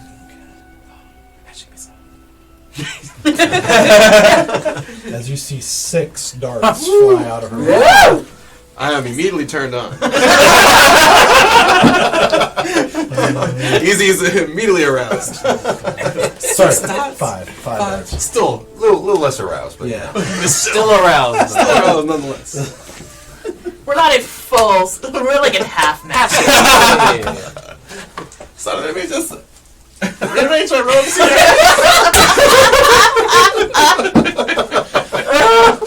Is that why you carry a spell book? That's why I carry this wand of mystery. It does its own thing.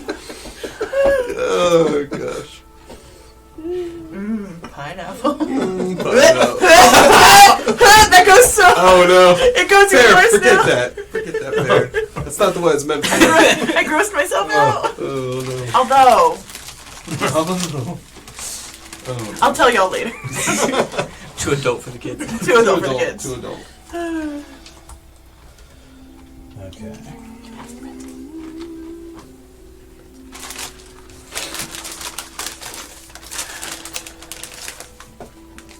So she.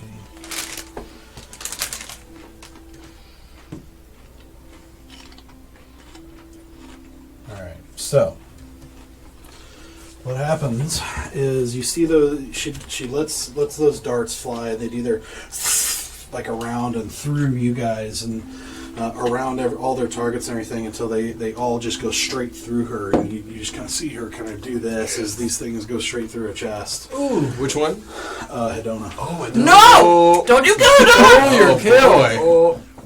And what you see is Hedona starts coughing. You see her cough blood for a second. Like, look at her hand, and she starts to fall. But you start seeing out of her hand, you see a ring. And you see blackness start to grow out of her kind of up her arm. And that blackness is growing at the moment. So that is what's happening with her. okay. Here we go. Shoot her, Legolas. Shoot her now. So that brings us. So the wizard kind of went out of order. I went back in retro, but now it's so easy. All right. Well, now I feel sheepish with my 3 bolts of magic. Hey, You'll get there. I use it right there. it's not about the number of bolts. Bolts you got. It's where you place it. It's where you flip them around. True story. All right. So, oh goodness. Let's see here. All right. So I am. Oh man.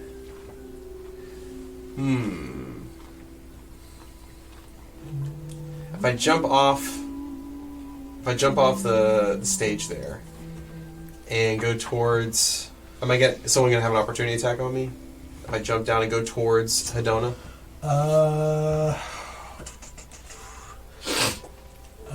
Let's see. You'd probably be coming in range. Yeah, I was curious if it would be. Yeah, you probably take one from this guy. That guy? This guy's like elevation, so I'm not counting it. Yeah. You're going to be having to plop down here. Right. And then move over to her, so that guy would get one. That guy would get one. And you'd be in the midst of 3 people who. True. That's true. Well, I'm gonna do some sides. Well, let's see here. Actually, I'm gonna sneak on over to behind Stoic, and I'm gonna hand him a nice hot pepper. Say, this is good magics. So you're walking over to Stoke. Yeah, walk over to Stoic to give him the bonus action to give him a pepper, Oh, that's true. All right. and it's gonna do Oh, acid damage, of course. Okay.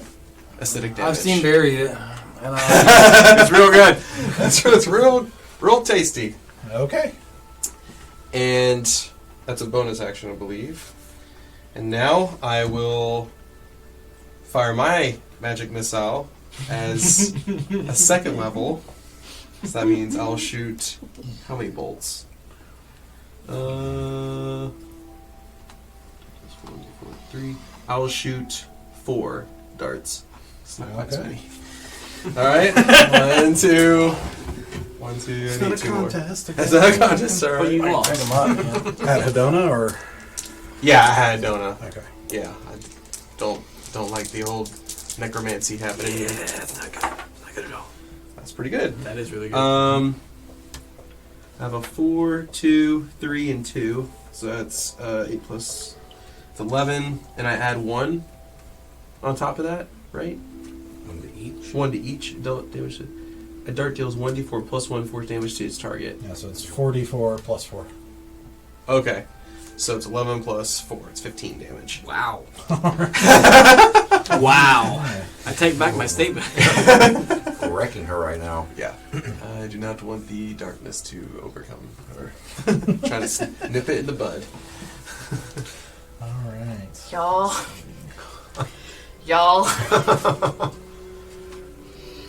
She's still up. You can kill her twice. She's gonna be zombie. Yeah. You see, so you, after giving handing Stoke the pepper, you also release darts of your own. Kind of lock eyes with her when I do it. Just be like, The Elvis. She's probably just looking down at the ground. Doesn't even see you. That don't impress me much. Alright, Shania. She sees it but doesn't react. Oh, that's been worse. And looks back down. And so you let again your own that all just kind of go around her as you know she's kind of like crouched over with this blackness growing over her arm. You see those darts go through her again. Like you see this kind of reactionary thing, and she kind of falls to a knee and everything, and it basically looks pretty rough. But isn't Wow. Okay. there opportunity as the black is growing up her arm all the way. Ooh. And she actually doesn't even seem to react. Like she seems to be kind of in whatever is happening. So. Oh no. All right. You prematurely shot your magic. Greenwood is going to stay I was the best of us. there. Sarah. Seeing that 2 different individuals There we go. have now gone after the only person I wanted in this fight, and having just been injured, I am going to use Hellish Rebuke on the dude who attacked me. So that dude. Okay. And just light that Motro on fire Okay. while I scream, because I'm angry. Okay. So I'd like to use Hellish Rebuke on that dude. Okay. So that's a saving throw? Is that right? Yeah, that would be my reaction to what he did to me earlier. And That's- yes, his saving throw is a dex of 12 or higher. It's a reaction when that thing happens. Yeah. So you would have had to do it then when he Gotcha. attacked you. Oh, okay. Yeah. So now it's It's your an action. turn, so it's action. Yeah, it'd be an action. So I could have said Hellish Rebuke when he had originally done it. Uh-huh. I didn't know that. Okay, Dang. that's all right. Technically, it's only a reaction, but I would let it. I'd probably let it. Can I do it can I retrograde this reaction or no? It's been a while. Okay, Since, no, it's all right. It's all right. I didn't realize it was a reaction, yeah. so I apologize. Yes. Yeah. So what do you want to do? No, I'll use Hellish Rebuke as an action Okay. because I'm angry. Okay. I'm still making for not him. good choices. Blow him up. So I don't need a roll. You just have to roll for your dex save. Yes. So what am I beating? 12. Or is it just the dex that's on here, or is it plus my dex bonus proficiency? It should say on your feature. Like what It just what says the hit save DC is. 12. Okay, then that's what it is. Okay. Alright, you roll a 13. Ah! Son of a gun. Gosh darn it! So that's just half damage? Half as much, so 2d10. Okay. So 2d10 instead of There's 3d10? still damages. Yeah. Yeah. Damn. 6. Wait. You rolled a 10 as well. Oh yeah, I did. 16. 16, so half to 8. Okay. Yeah. Mm-hmm.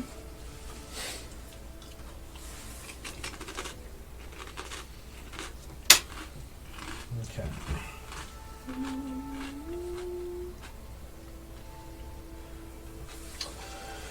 Okay.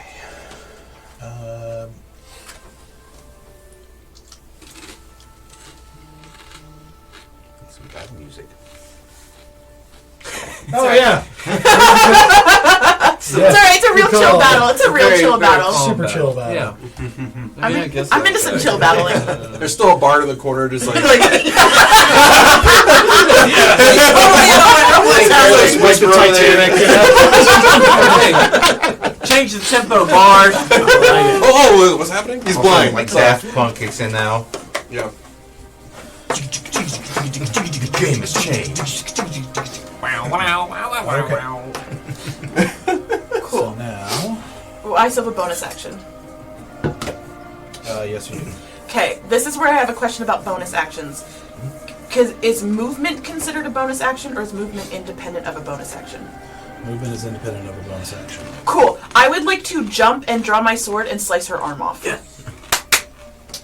Okay. Right. Yeah. Make a. Let's see. Let's hope I can do this. Just make it. Jumping. I'll let you do acrobatics or athletics. Natural 20. Oh, Woo! doesn't matter what it is. So that's that was the check to get down. That was Yeah. acrobatics check. Yeah, so that was okay. So basically, what you do is, as this guy he's kind of like crouched over a little bit, you basically put a hand on his shoulder and vault over the guy, coming down all the way down to the bottom of the stairs. Now roll your attack. Do I roll with advantage because my friends are nearby? No. Okay. You Is that a minion or her? if you hit, you could get. Well, no, you move the no, the spiritual weapon doesn't count for that. I don't think. Okay. But and they don't count because they're not close enough? It's alright. No, they're not adjacent. Natural 20! Oh my! Yes! 2 natural 20! Looks like it was meant to be. Yeah. Get it, Sarah. Just fuck her up. Asuri is in like, if tieflings could rage, she is raging right now. So strong.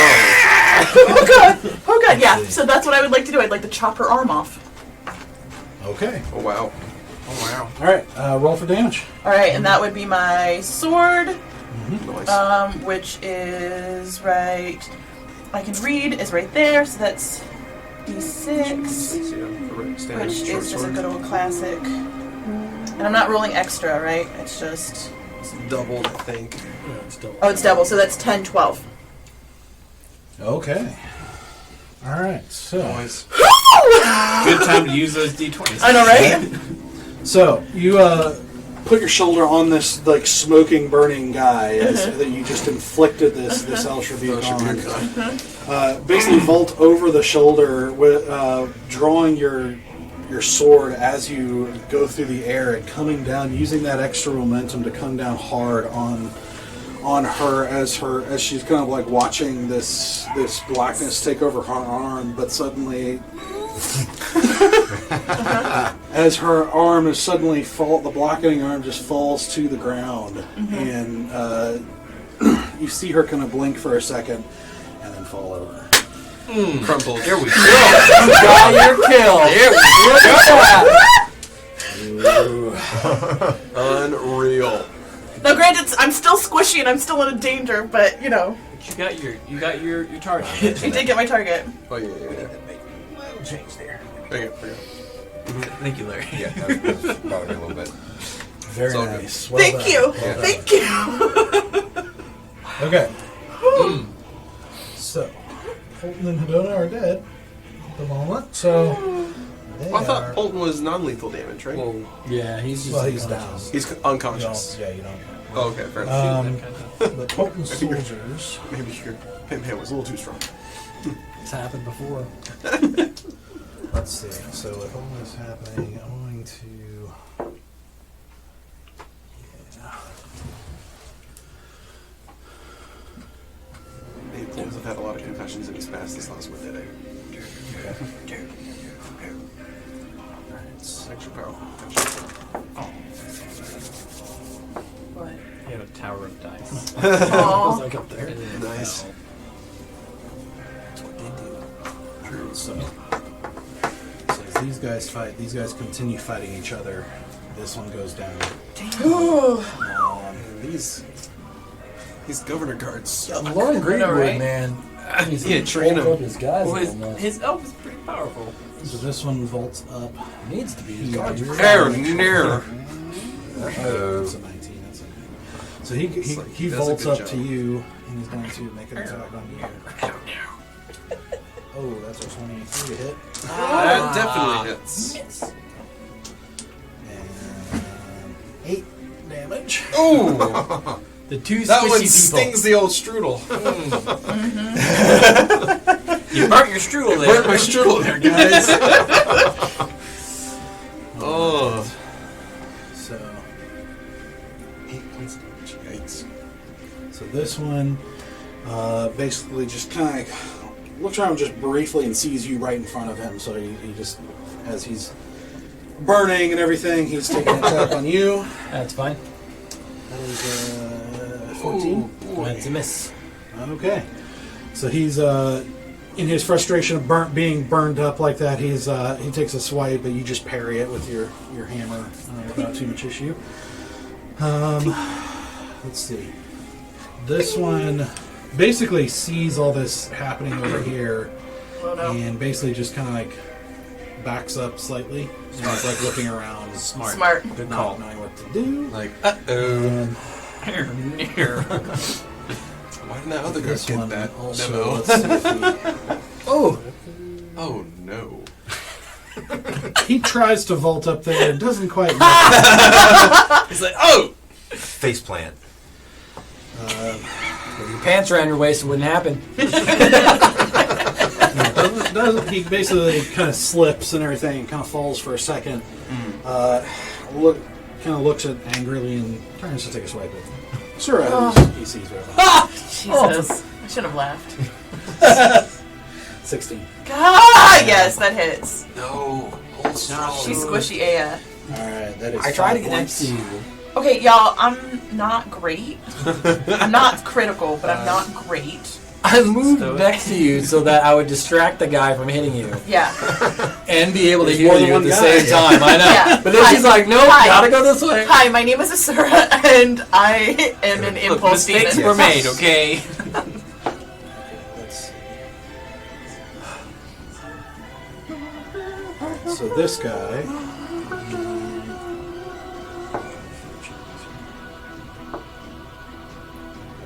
Oh, wait. Oh, damn it. Okay, so this guy runs up and takes a swipe at you. Which one? Oh, Fallon. monkey 19. monk. Yeah, Oh, monkey monk. No. That's 4 damage. Not bad. That's the first damage, so I'm doing all right.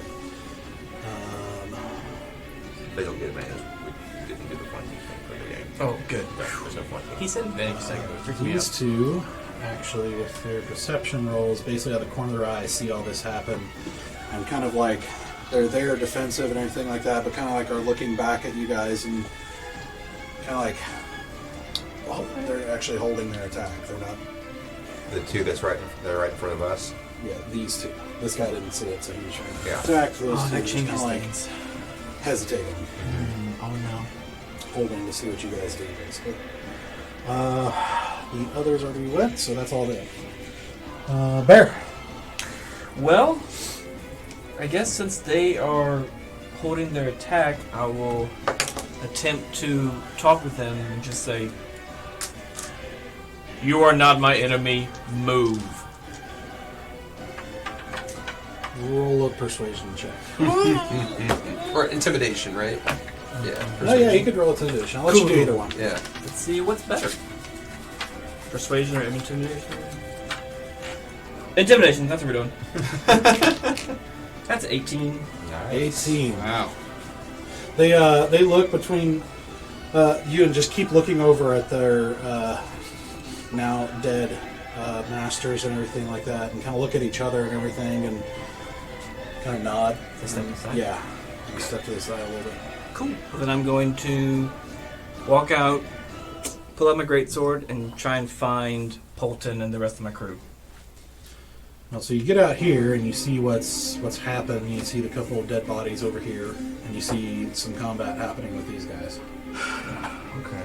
I'm gonna go straight for Polton's body and her, and again do the same thing. Just like move. On him. No, the guy, person beside Polton. He's going for the hat. Told you guys, that's one goal. He wants that hat. Real bad. Let's see. Double check something. I think you can kind of yell, but like the intimidation would have been like your action. So like Yeah. that Can't was do like what two. you did. Okay. So you could walk over here and glare at her, but like you don't. It's not like an actual formal roll. Okay, so I can't like attack or do anything basically. If you have a bonus action, you can take that. Glare is a bonus action. I guess I. You can say something to her. You just won't be rolling anything. You don't know how it's going to go. Okay, yeah, I'll approach her and basically just say, "Do you surrender?" Okay. Stoic. Alright, so we still got 3 up there that are in active combat. Yep. And 2 hurt people. I think we can take them out before you guys fall. So, I am going to take my spiritual hand and come up over Asura, because she seems short compared to that guard. Uh-huh. And I'm going to, like, 3 stooge straight at that dude. With the spiritual weapon. Which is a 16. That's barely hits. And that is a 7 plus 3. That is a 10. 10 on stooge damage. And that's my bonus action. All right. Nice. So you come up over this guy and basically just jab him aggressively. And you just see him just like, like kind of shake his head for a second and everything, and he's a little wobbly, but he's still standing. He's still standing? Dang. Okay, I want to... I'll take the attack. The burnt guy in front of me, I'm going to try and duck and spin, and as I'm spinning around, bring my hammer to hit the dude that's in front of the sword. This guy? No, that's the one in front of me. Yeah. So I want to spin around and hit the guy in front of the Okay, sword. step around like that. Yep, because he should be lower than me, Yeah. and so like that should be right about head length. Okay. Taking a golf swing at it. Golf swing. Do it. Well, move, Cotton. Don't shoot the Well, shot. that's something high too. Yeah, I think you've hit.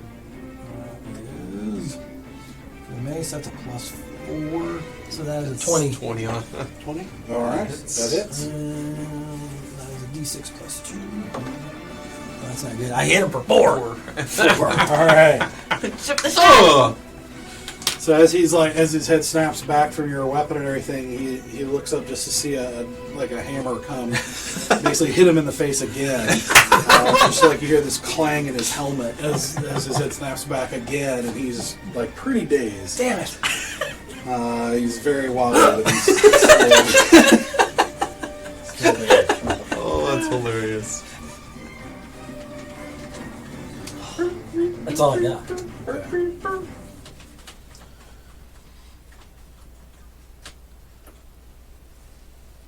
So the there a cat? wizard is in the bag.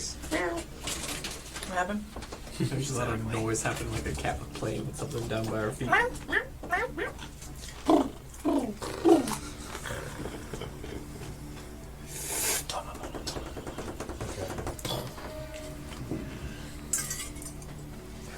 Okay.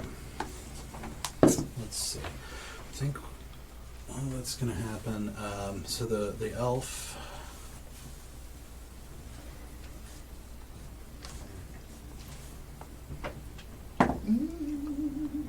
Okay. Okay. So the elf looks again to the side real quick, and Greenwood, who's been watching all of this happen, calm but alert, says something very quickly. You can't really hear what he says to her, but she nods and puts a hand up to her throat, and you just hear suddenly throughout the whole square, cease. Like in this booming, it's like sharper than like your voice, like which is a little more aggressive and everything. I didn't do a very good job. No, it was beautiful. It was beautiful. Cease. You did such a good job. You nailed it. And you just hear it kind of like resonate through this, like, you didn't even see your mouth move, but like this kind of resonant sound goes through everybody. And you see and even as it goes through you guys, you hear you feel just a little bit like, ooh. And the guards who are in combat with you and everything all kind of look at each other again and look like they're kind of stopping their action, like stopping a combat, and they're kind of holding defensively, but calmly. What do you guys want to do? Can I sweep the leg, Johnny, of the dude who's kind of wobbly? Oh. Why? Don't do it! You're gonna Well, it's die. Valen's turn first. So. Okay. Hearing that, I'm not going to do anything. I'm going to stand there and wait to see what plays out. Okay. All right. So you're holding your action, basically. Probably more four. Is anybody? So in this turn cycle, is anybody else wanting to do something? I would like to say something to the guard who hit me. And I know yours, but Alright, I was gonna tell him a joke. Oh, no. I was gonna say, could a half-elf like me get a full-elf like girl over there? It's a hideous laughter joke, see if he's actually going to go prone or not. oh, It doesn't hurt him, It's it a just makes him save, laugh. It's a wisdom saving throw, 13. it doesn't hurt. No. He just goes prone. Does not cause him any damage. But if he takes damage, he has an advantage to get back up again. It's just to just to make him laugh a lot. Yeah. What does he have to save? 13 on a wisdom save. Yeah, our saves are so low. Yeah. Mine's Oh, that's a 1. You told a joke! Yeah! You made somebody laugh! Could I bring a little half joy elf in the world. man like me get a full elf go like that? And he finds that raucously hilarious. So as you say that, there's like this very faint shimmer, like almost an essence that comes out of your mouth, and basically kind of goes all around his head, and then kind of soaks in, and you just see him just start going.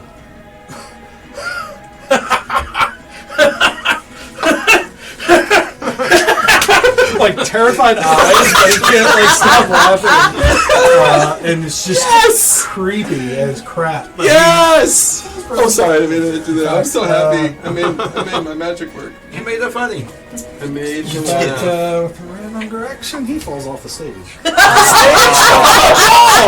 No! So dark. That wasn't my intention.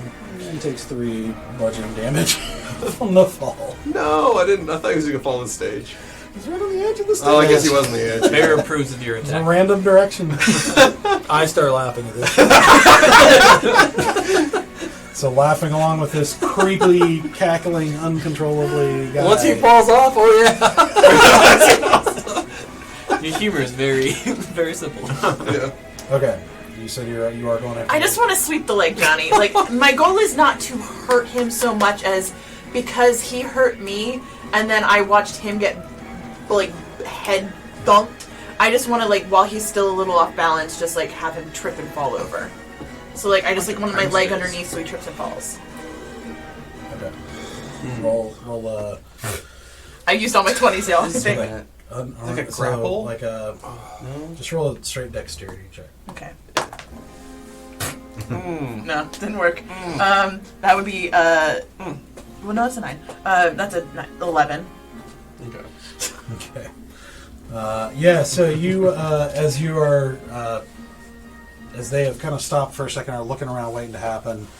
As things kind of take just a moment of breath, you basically go for the leg, and it's like his leg barely moves, and he turns and glares at you. I would like to back up towards Bear. Okay. I would. He glares, but doesn't. Oh, good. Okay. I'm still backing up towards Bear. So with that, it looks like they are standing down, and basically looks like we're out of combat at this point. Woo! I'm gonna go Huzzah! pick up Polton because he's not dead, right? Well, you go check him. Yeah, I'm gonna go check him. Roll an investigation check. And while I'm down, I'm gonna take his hat. Okay. Investigation. That is an 18. Okay. You have his hat. Got it. I would like I'm gonna to. wear it so proudly. As you check him, like basically go for the hat and check him, he is cold. And Like dead. no heartbeat.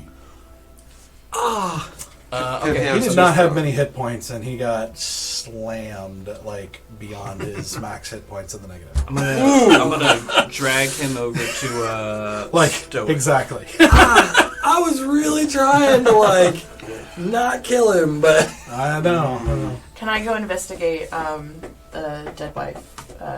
Yes, you may. Whatever her name is. I'll walk back up. I don't investigate her, apparently. That was a 4 total. I'll walk within a Roll respectable tonight. distance to I used all my Lord- 20s. Lord Greenwood. Okay, what'd you roll? 4. A 4. Yeah. So She's a body. yeah, she's a bit of a mess. Like blood now pouring out of these little small holes all over her torso, and pooling around her. It's pretty disgusting. And, and armless, as blood is still kind of not done fountaining out. Cool. Yeah. Learned a lot, grew as a person. Yeah. Okay. So you walk over to. A respectable distance, because I'm sure his guards are still on high alert. But just get close enough to where he can hear me and just be like, Lord Greenwood, I apologize. We did not mean to bring death upon this otherwise beautiful day. Please allow me to introduce the rest of our adventuring party. They are good people and with good intent. He puts up a finger and turns to his guard, and the guards basically start rounding up. And it should have been noted, but the crowd just took off, dispersed and took off. And everything. There are a few stragglers kind of watching from a distance, but as curious people do. But most of the crowd took off at this point. He issues the order, and the guards round up Polton's men basically in the middle, and are kind of disarming them and surrounding them. The elf goes over and stands by his side again, as he says, "Apologies. Continue." This is the rest of the group that has helped to find the missing children. And he, as you guys walk up to. Yeah, I'm looking right at the elf. Just like. She's looking down again. Dang it. Just kind of. As I'm walking out of the Getting alleyway, shot do I down. see Hedona? Do I see where she is? Yeah. Do I see that she's missing an arm? Yes. I'd like to go over and take a look at that. Okay. Roll an investigation check. Please be better than me. I don't trust any of these dice tonight. Why are we terrible? 7. I'm just not rolling the rest of the night. I'm done. Yeah, I mean it's basically just a bloody mess of an old woman. It's. Yeah. pretty destroyed carcass. You said there was a ring on her hand, right? Okay.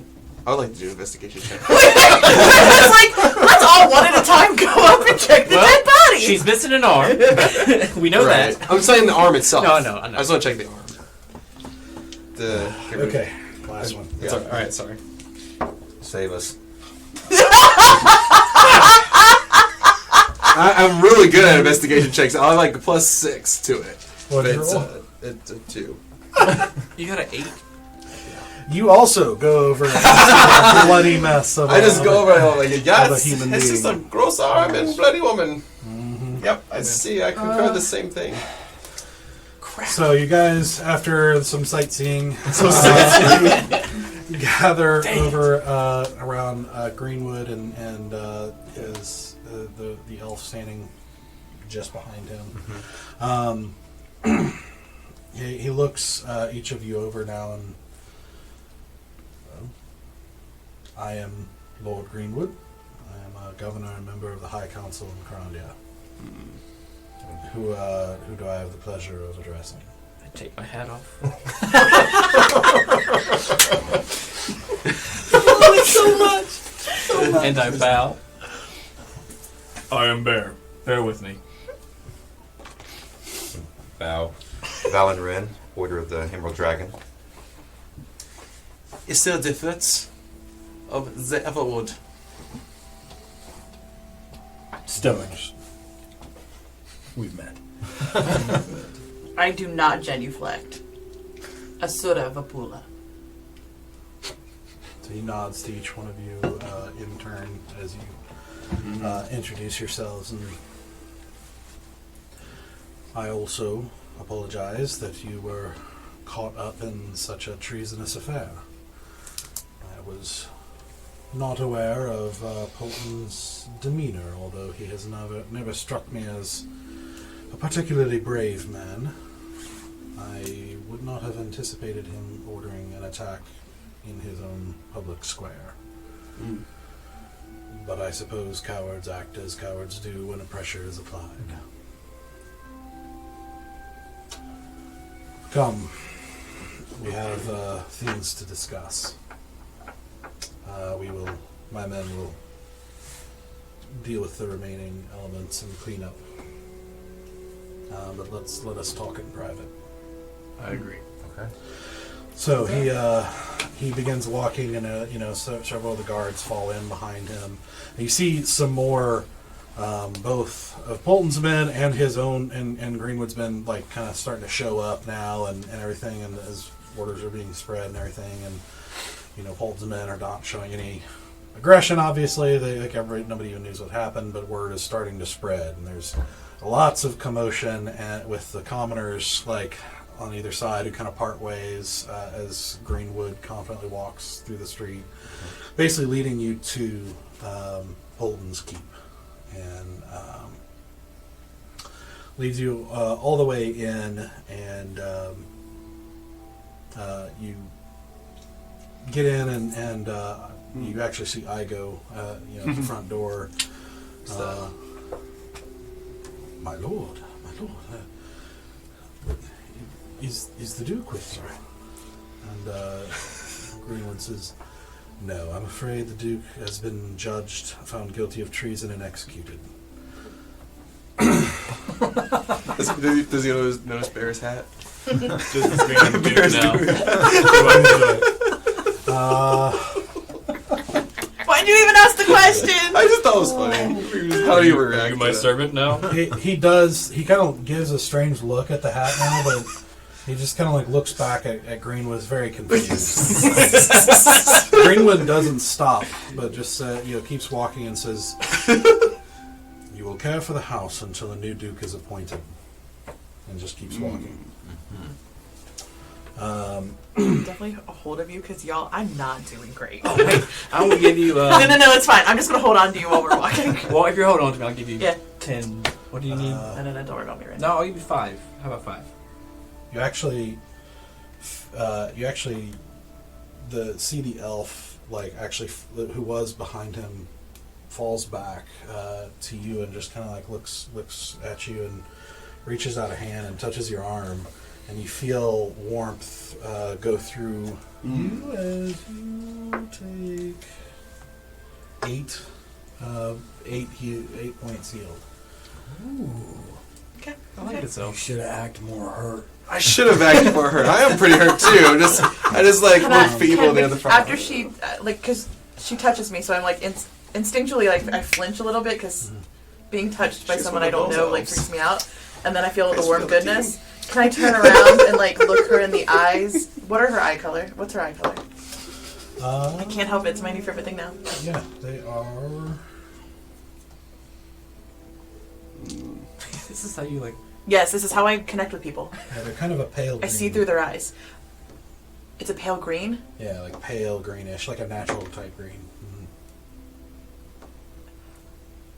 I do not turn my eyes green. But what I do is I smile and I thank her. She like does the healing and everything, and is still just kind of looking down. She makes like the briefest eye contact with you and nods, and then moves back up. to Okay. And now I'm just like, my eyes are on her, like the whole time. it. Okay. I mean, for the heck of it, roll a perception check if you're Okay. not watching. Yeah. 5 rolls out. Great. Ooh, okay. 18, 19, 20, 21. Wow. Wow. Okay. Yeah. All right. And she, as you're walking into, and he leads you to the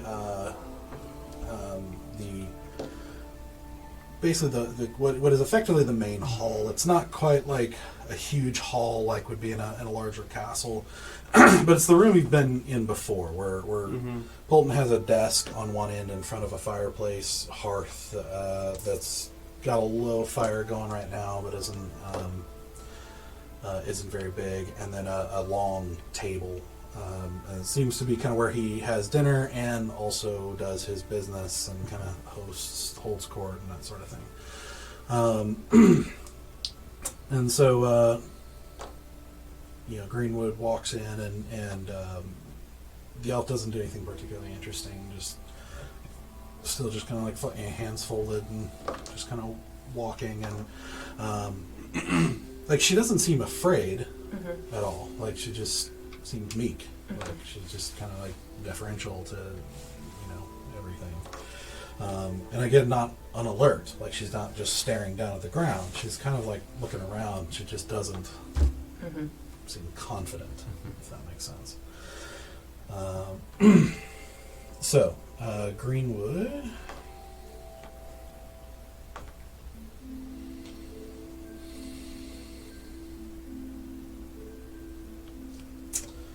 All right. So he stops kind of at the side of the desk, and turns, and you see the guards kind of like a couple of them stop at the door, and a couple more kind of come in around on basically the far corners, and just kind of take up post in the room, and the elf kind of steps back just a little bit. And he turns and looks at you all and says, I once again appreciate your aggressive help on this day. I will also introduce Filduna. She has been in my service for some years. As you can see, quite capable. And she kind of like looks around just briefly and nods, but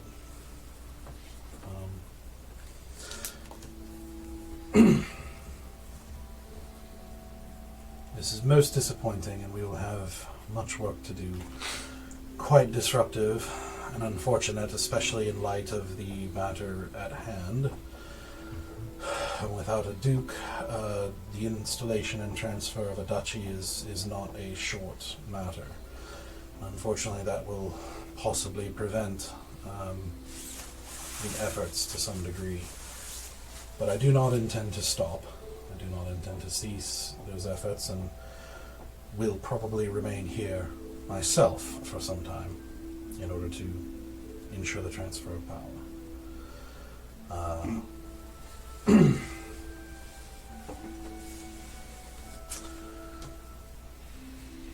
must ask a candid question. Is there anything that you have not told me about these children? I refer him to Stoic. You guys can...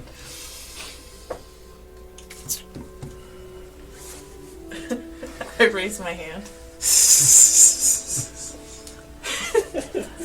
I realize this is not the best time to bring it up, but the Duke did promise us 1,000 gold to find information pertaining to his daughter. I do believe we have thus far held up our end.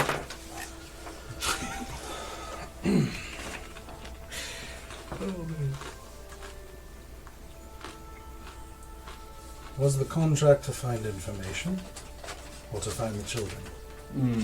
To find information on Selena only. He did not care about the rest of the children. Roll a deception check. Oh god! Oh god! Oh god, please don't hurt me now. Okay. Play it where it lies. I like it. 17.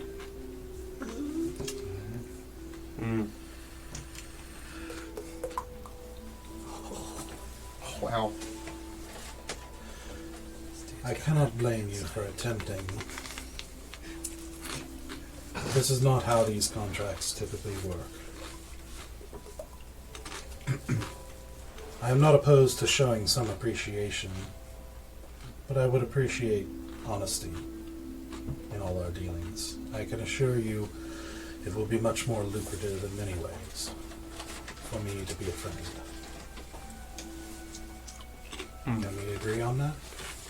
Yes. But our team still needs gold. I cannot eat hopes and dreams. My question still stands. May I ask you a question? If we find Selena, if we can bring her back, will she be safe?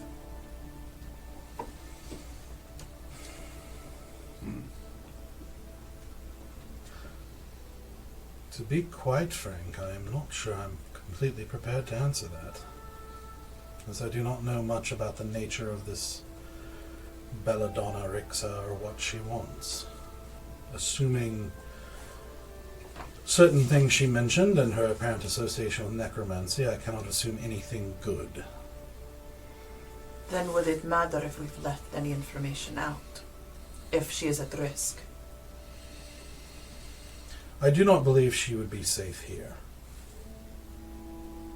Especially this being her home and a place where certainly would be under watch by those we do not wish her to be under the eyes of. But I do have resources, I do have land, I do have various estates and buildings under my care. And I wonder if there might not be a place that we could hide her for the time being. Hypothetically, what if she already has a good hiding place? Would it not be better for her to stay where she is? And for you not to know?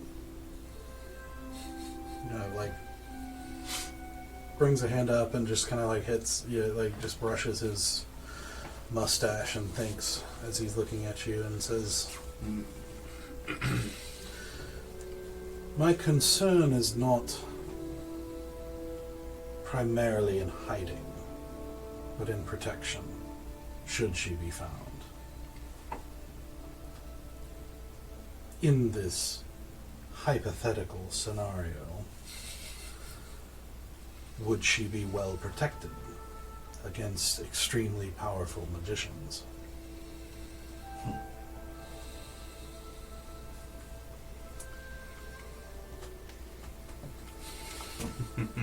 My lord. If I might be so bold.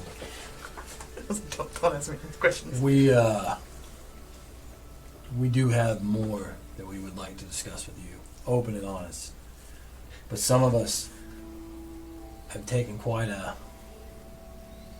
undertaking in that skirmish outside, and would it be too much to ask for some time to collect ourselves and our thoughts before having this conversation? We have nothing to gain by running away, so there's no plans there, but just to rest and to get our proper minds among us before making any drastic decisions. Roll a persuasion check. Oh, I do not have that. Not bad. Persuasion. Again, flat 14. 14.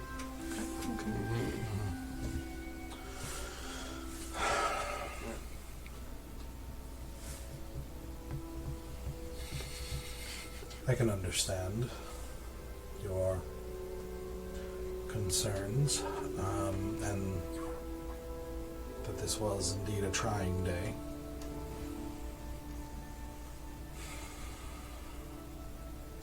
And if I'm not mistaken, it seems that you care for these children just a bit beyond the gold involved. Sly look at Asura. That is true, Lord. I'm glad he thinks I only care about the gold. To be perfectly honest.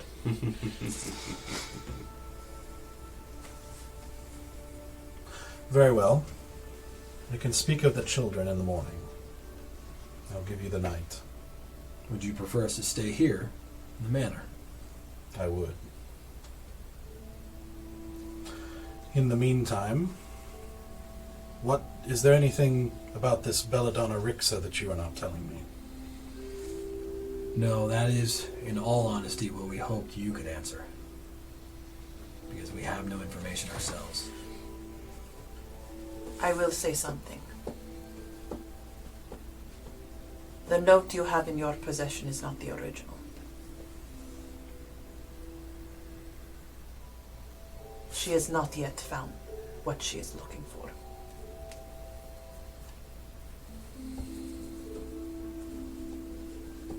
Explain. I made one small adjustment to the note.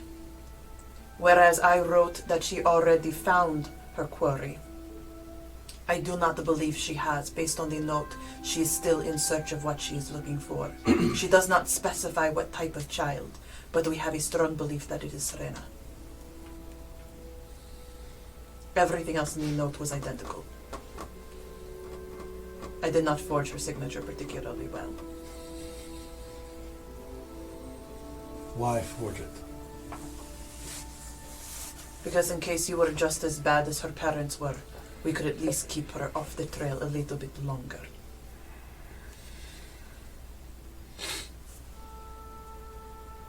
I can see the wisdom in that.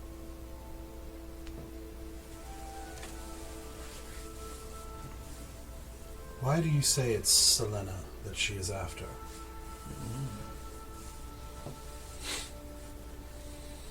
Call it mercenary hunch.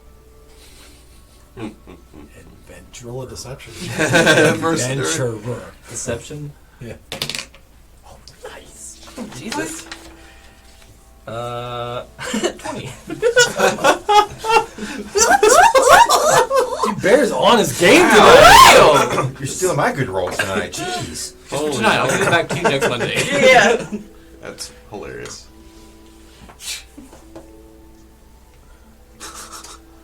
Of course, in a hypothetical scenario, hunches would be valuable.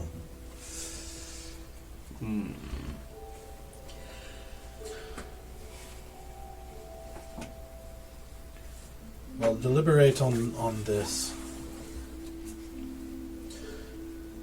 But in the meantime, I will say this.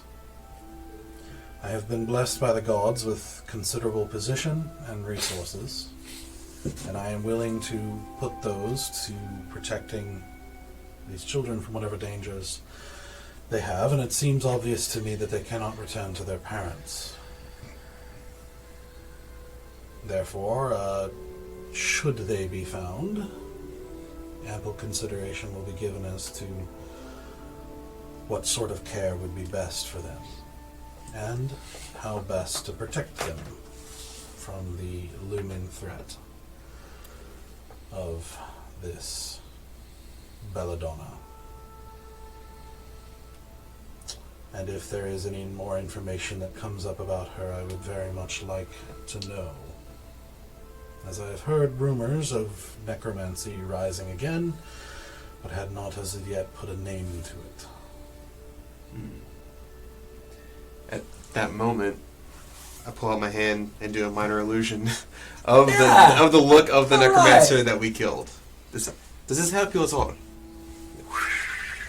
I put it up. This is the guy Yeah, the guy we killed twice. you kind of looks at it. He walks over to you and Yeah. looks it over carefully from different angles, and I'm afraid I do not recognize this man. He'll show up again. Like a bad penny. Like a bad penny. We'll just call him Penny.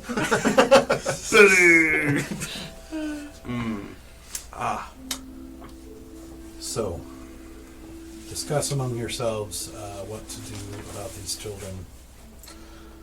But know that if they are found, I will do whatever I can to provide any help that I can in solving the numerous problems they face, apparently. And I cannot help but feel that this is some good that can be done amidst the growing chaos in this land. We thank you For for undead this. is not the only threat to them if they are hiding somewhere. We thank you for this small respite. Very well. I go! Mutton chops, please.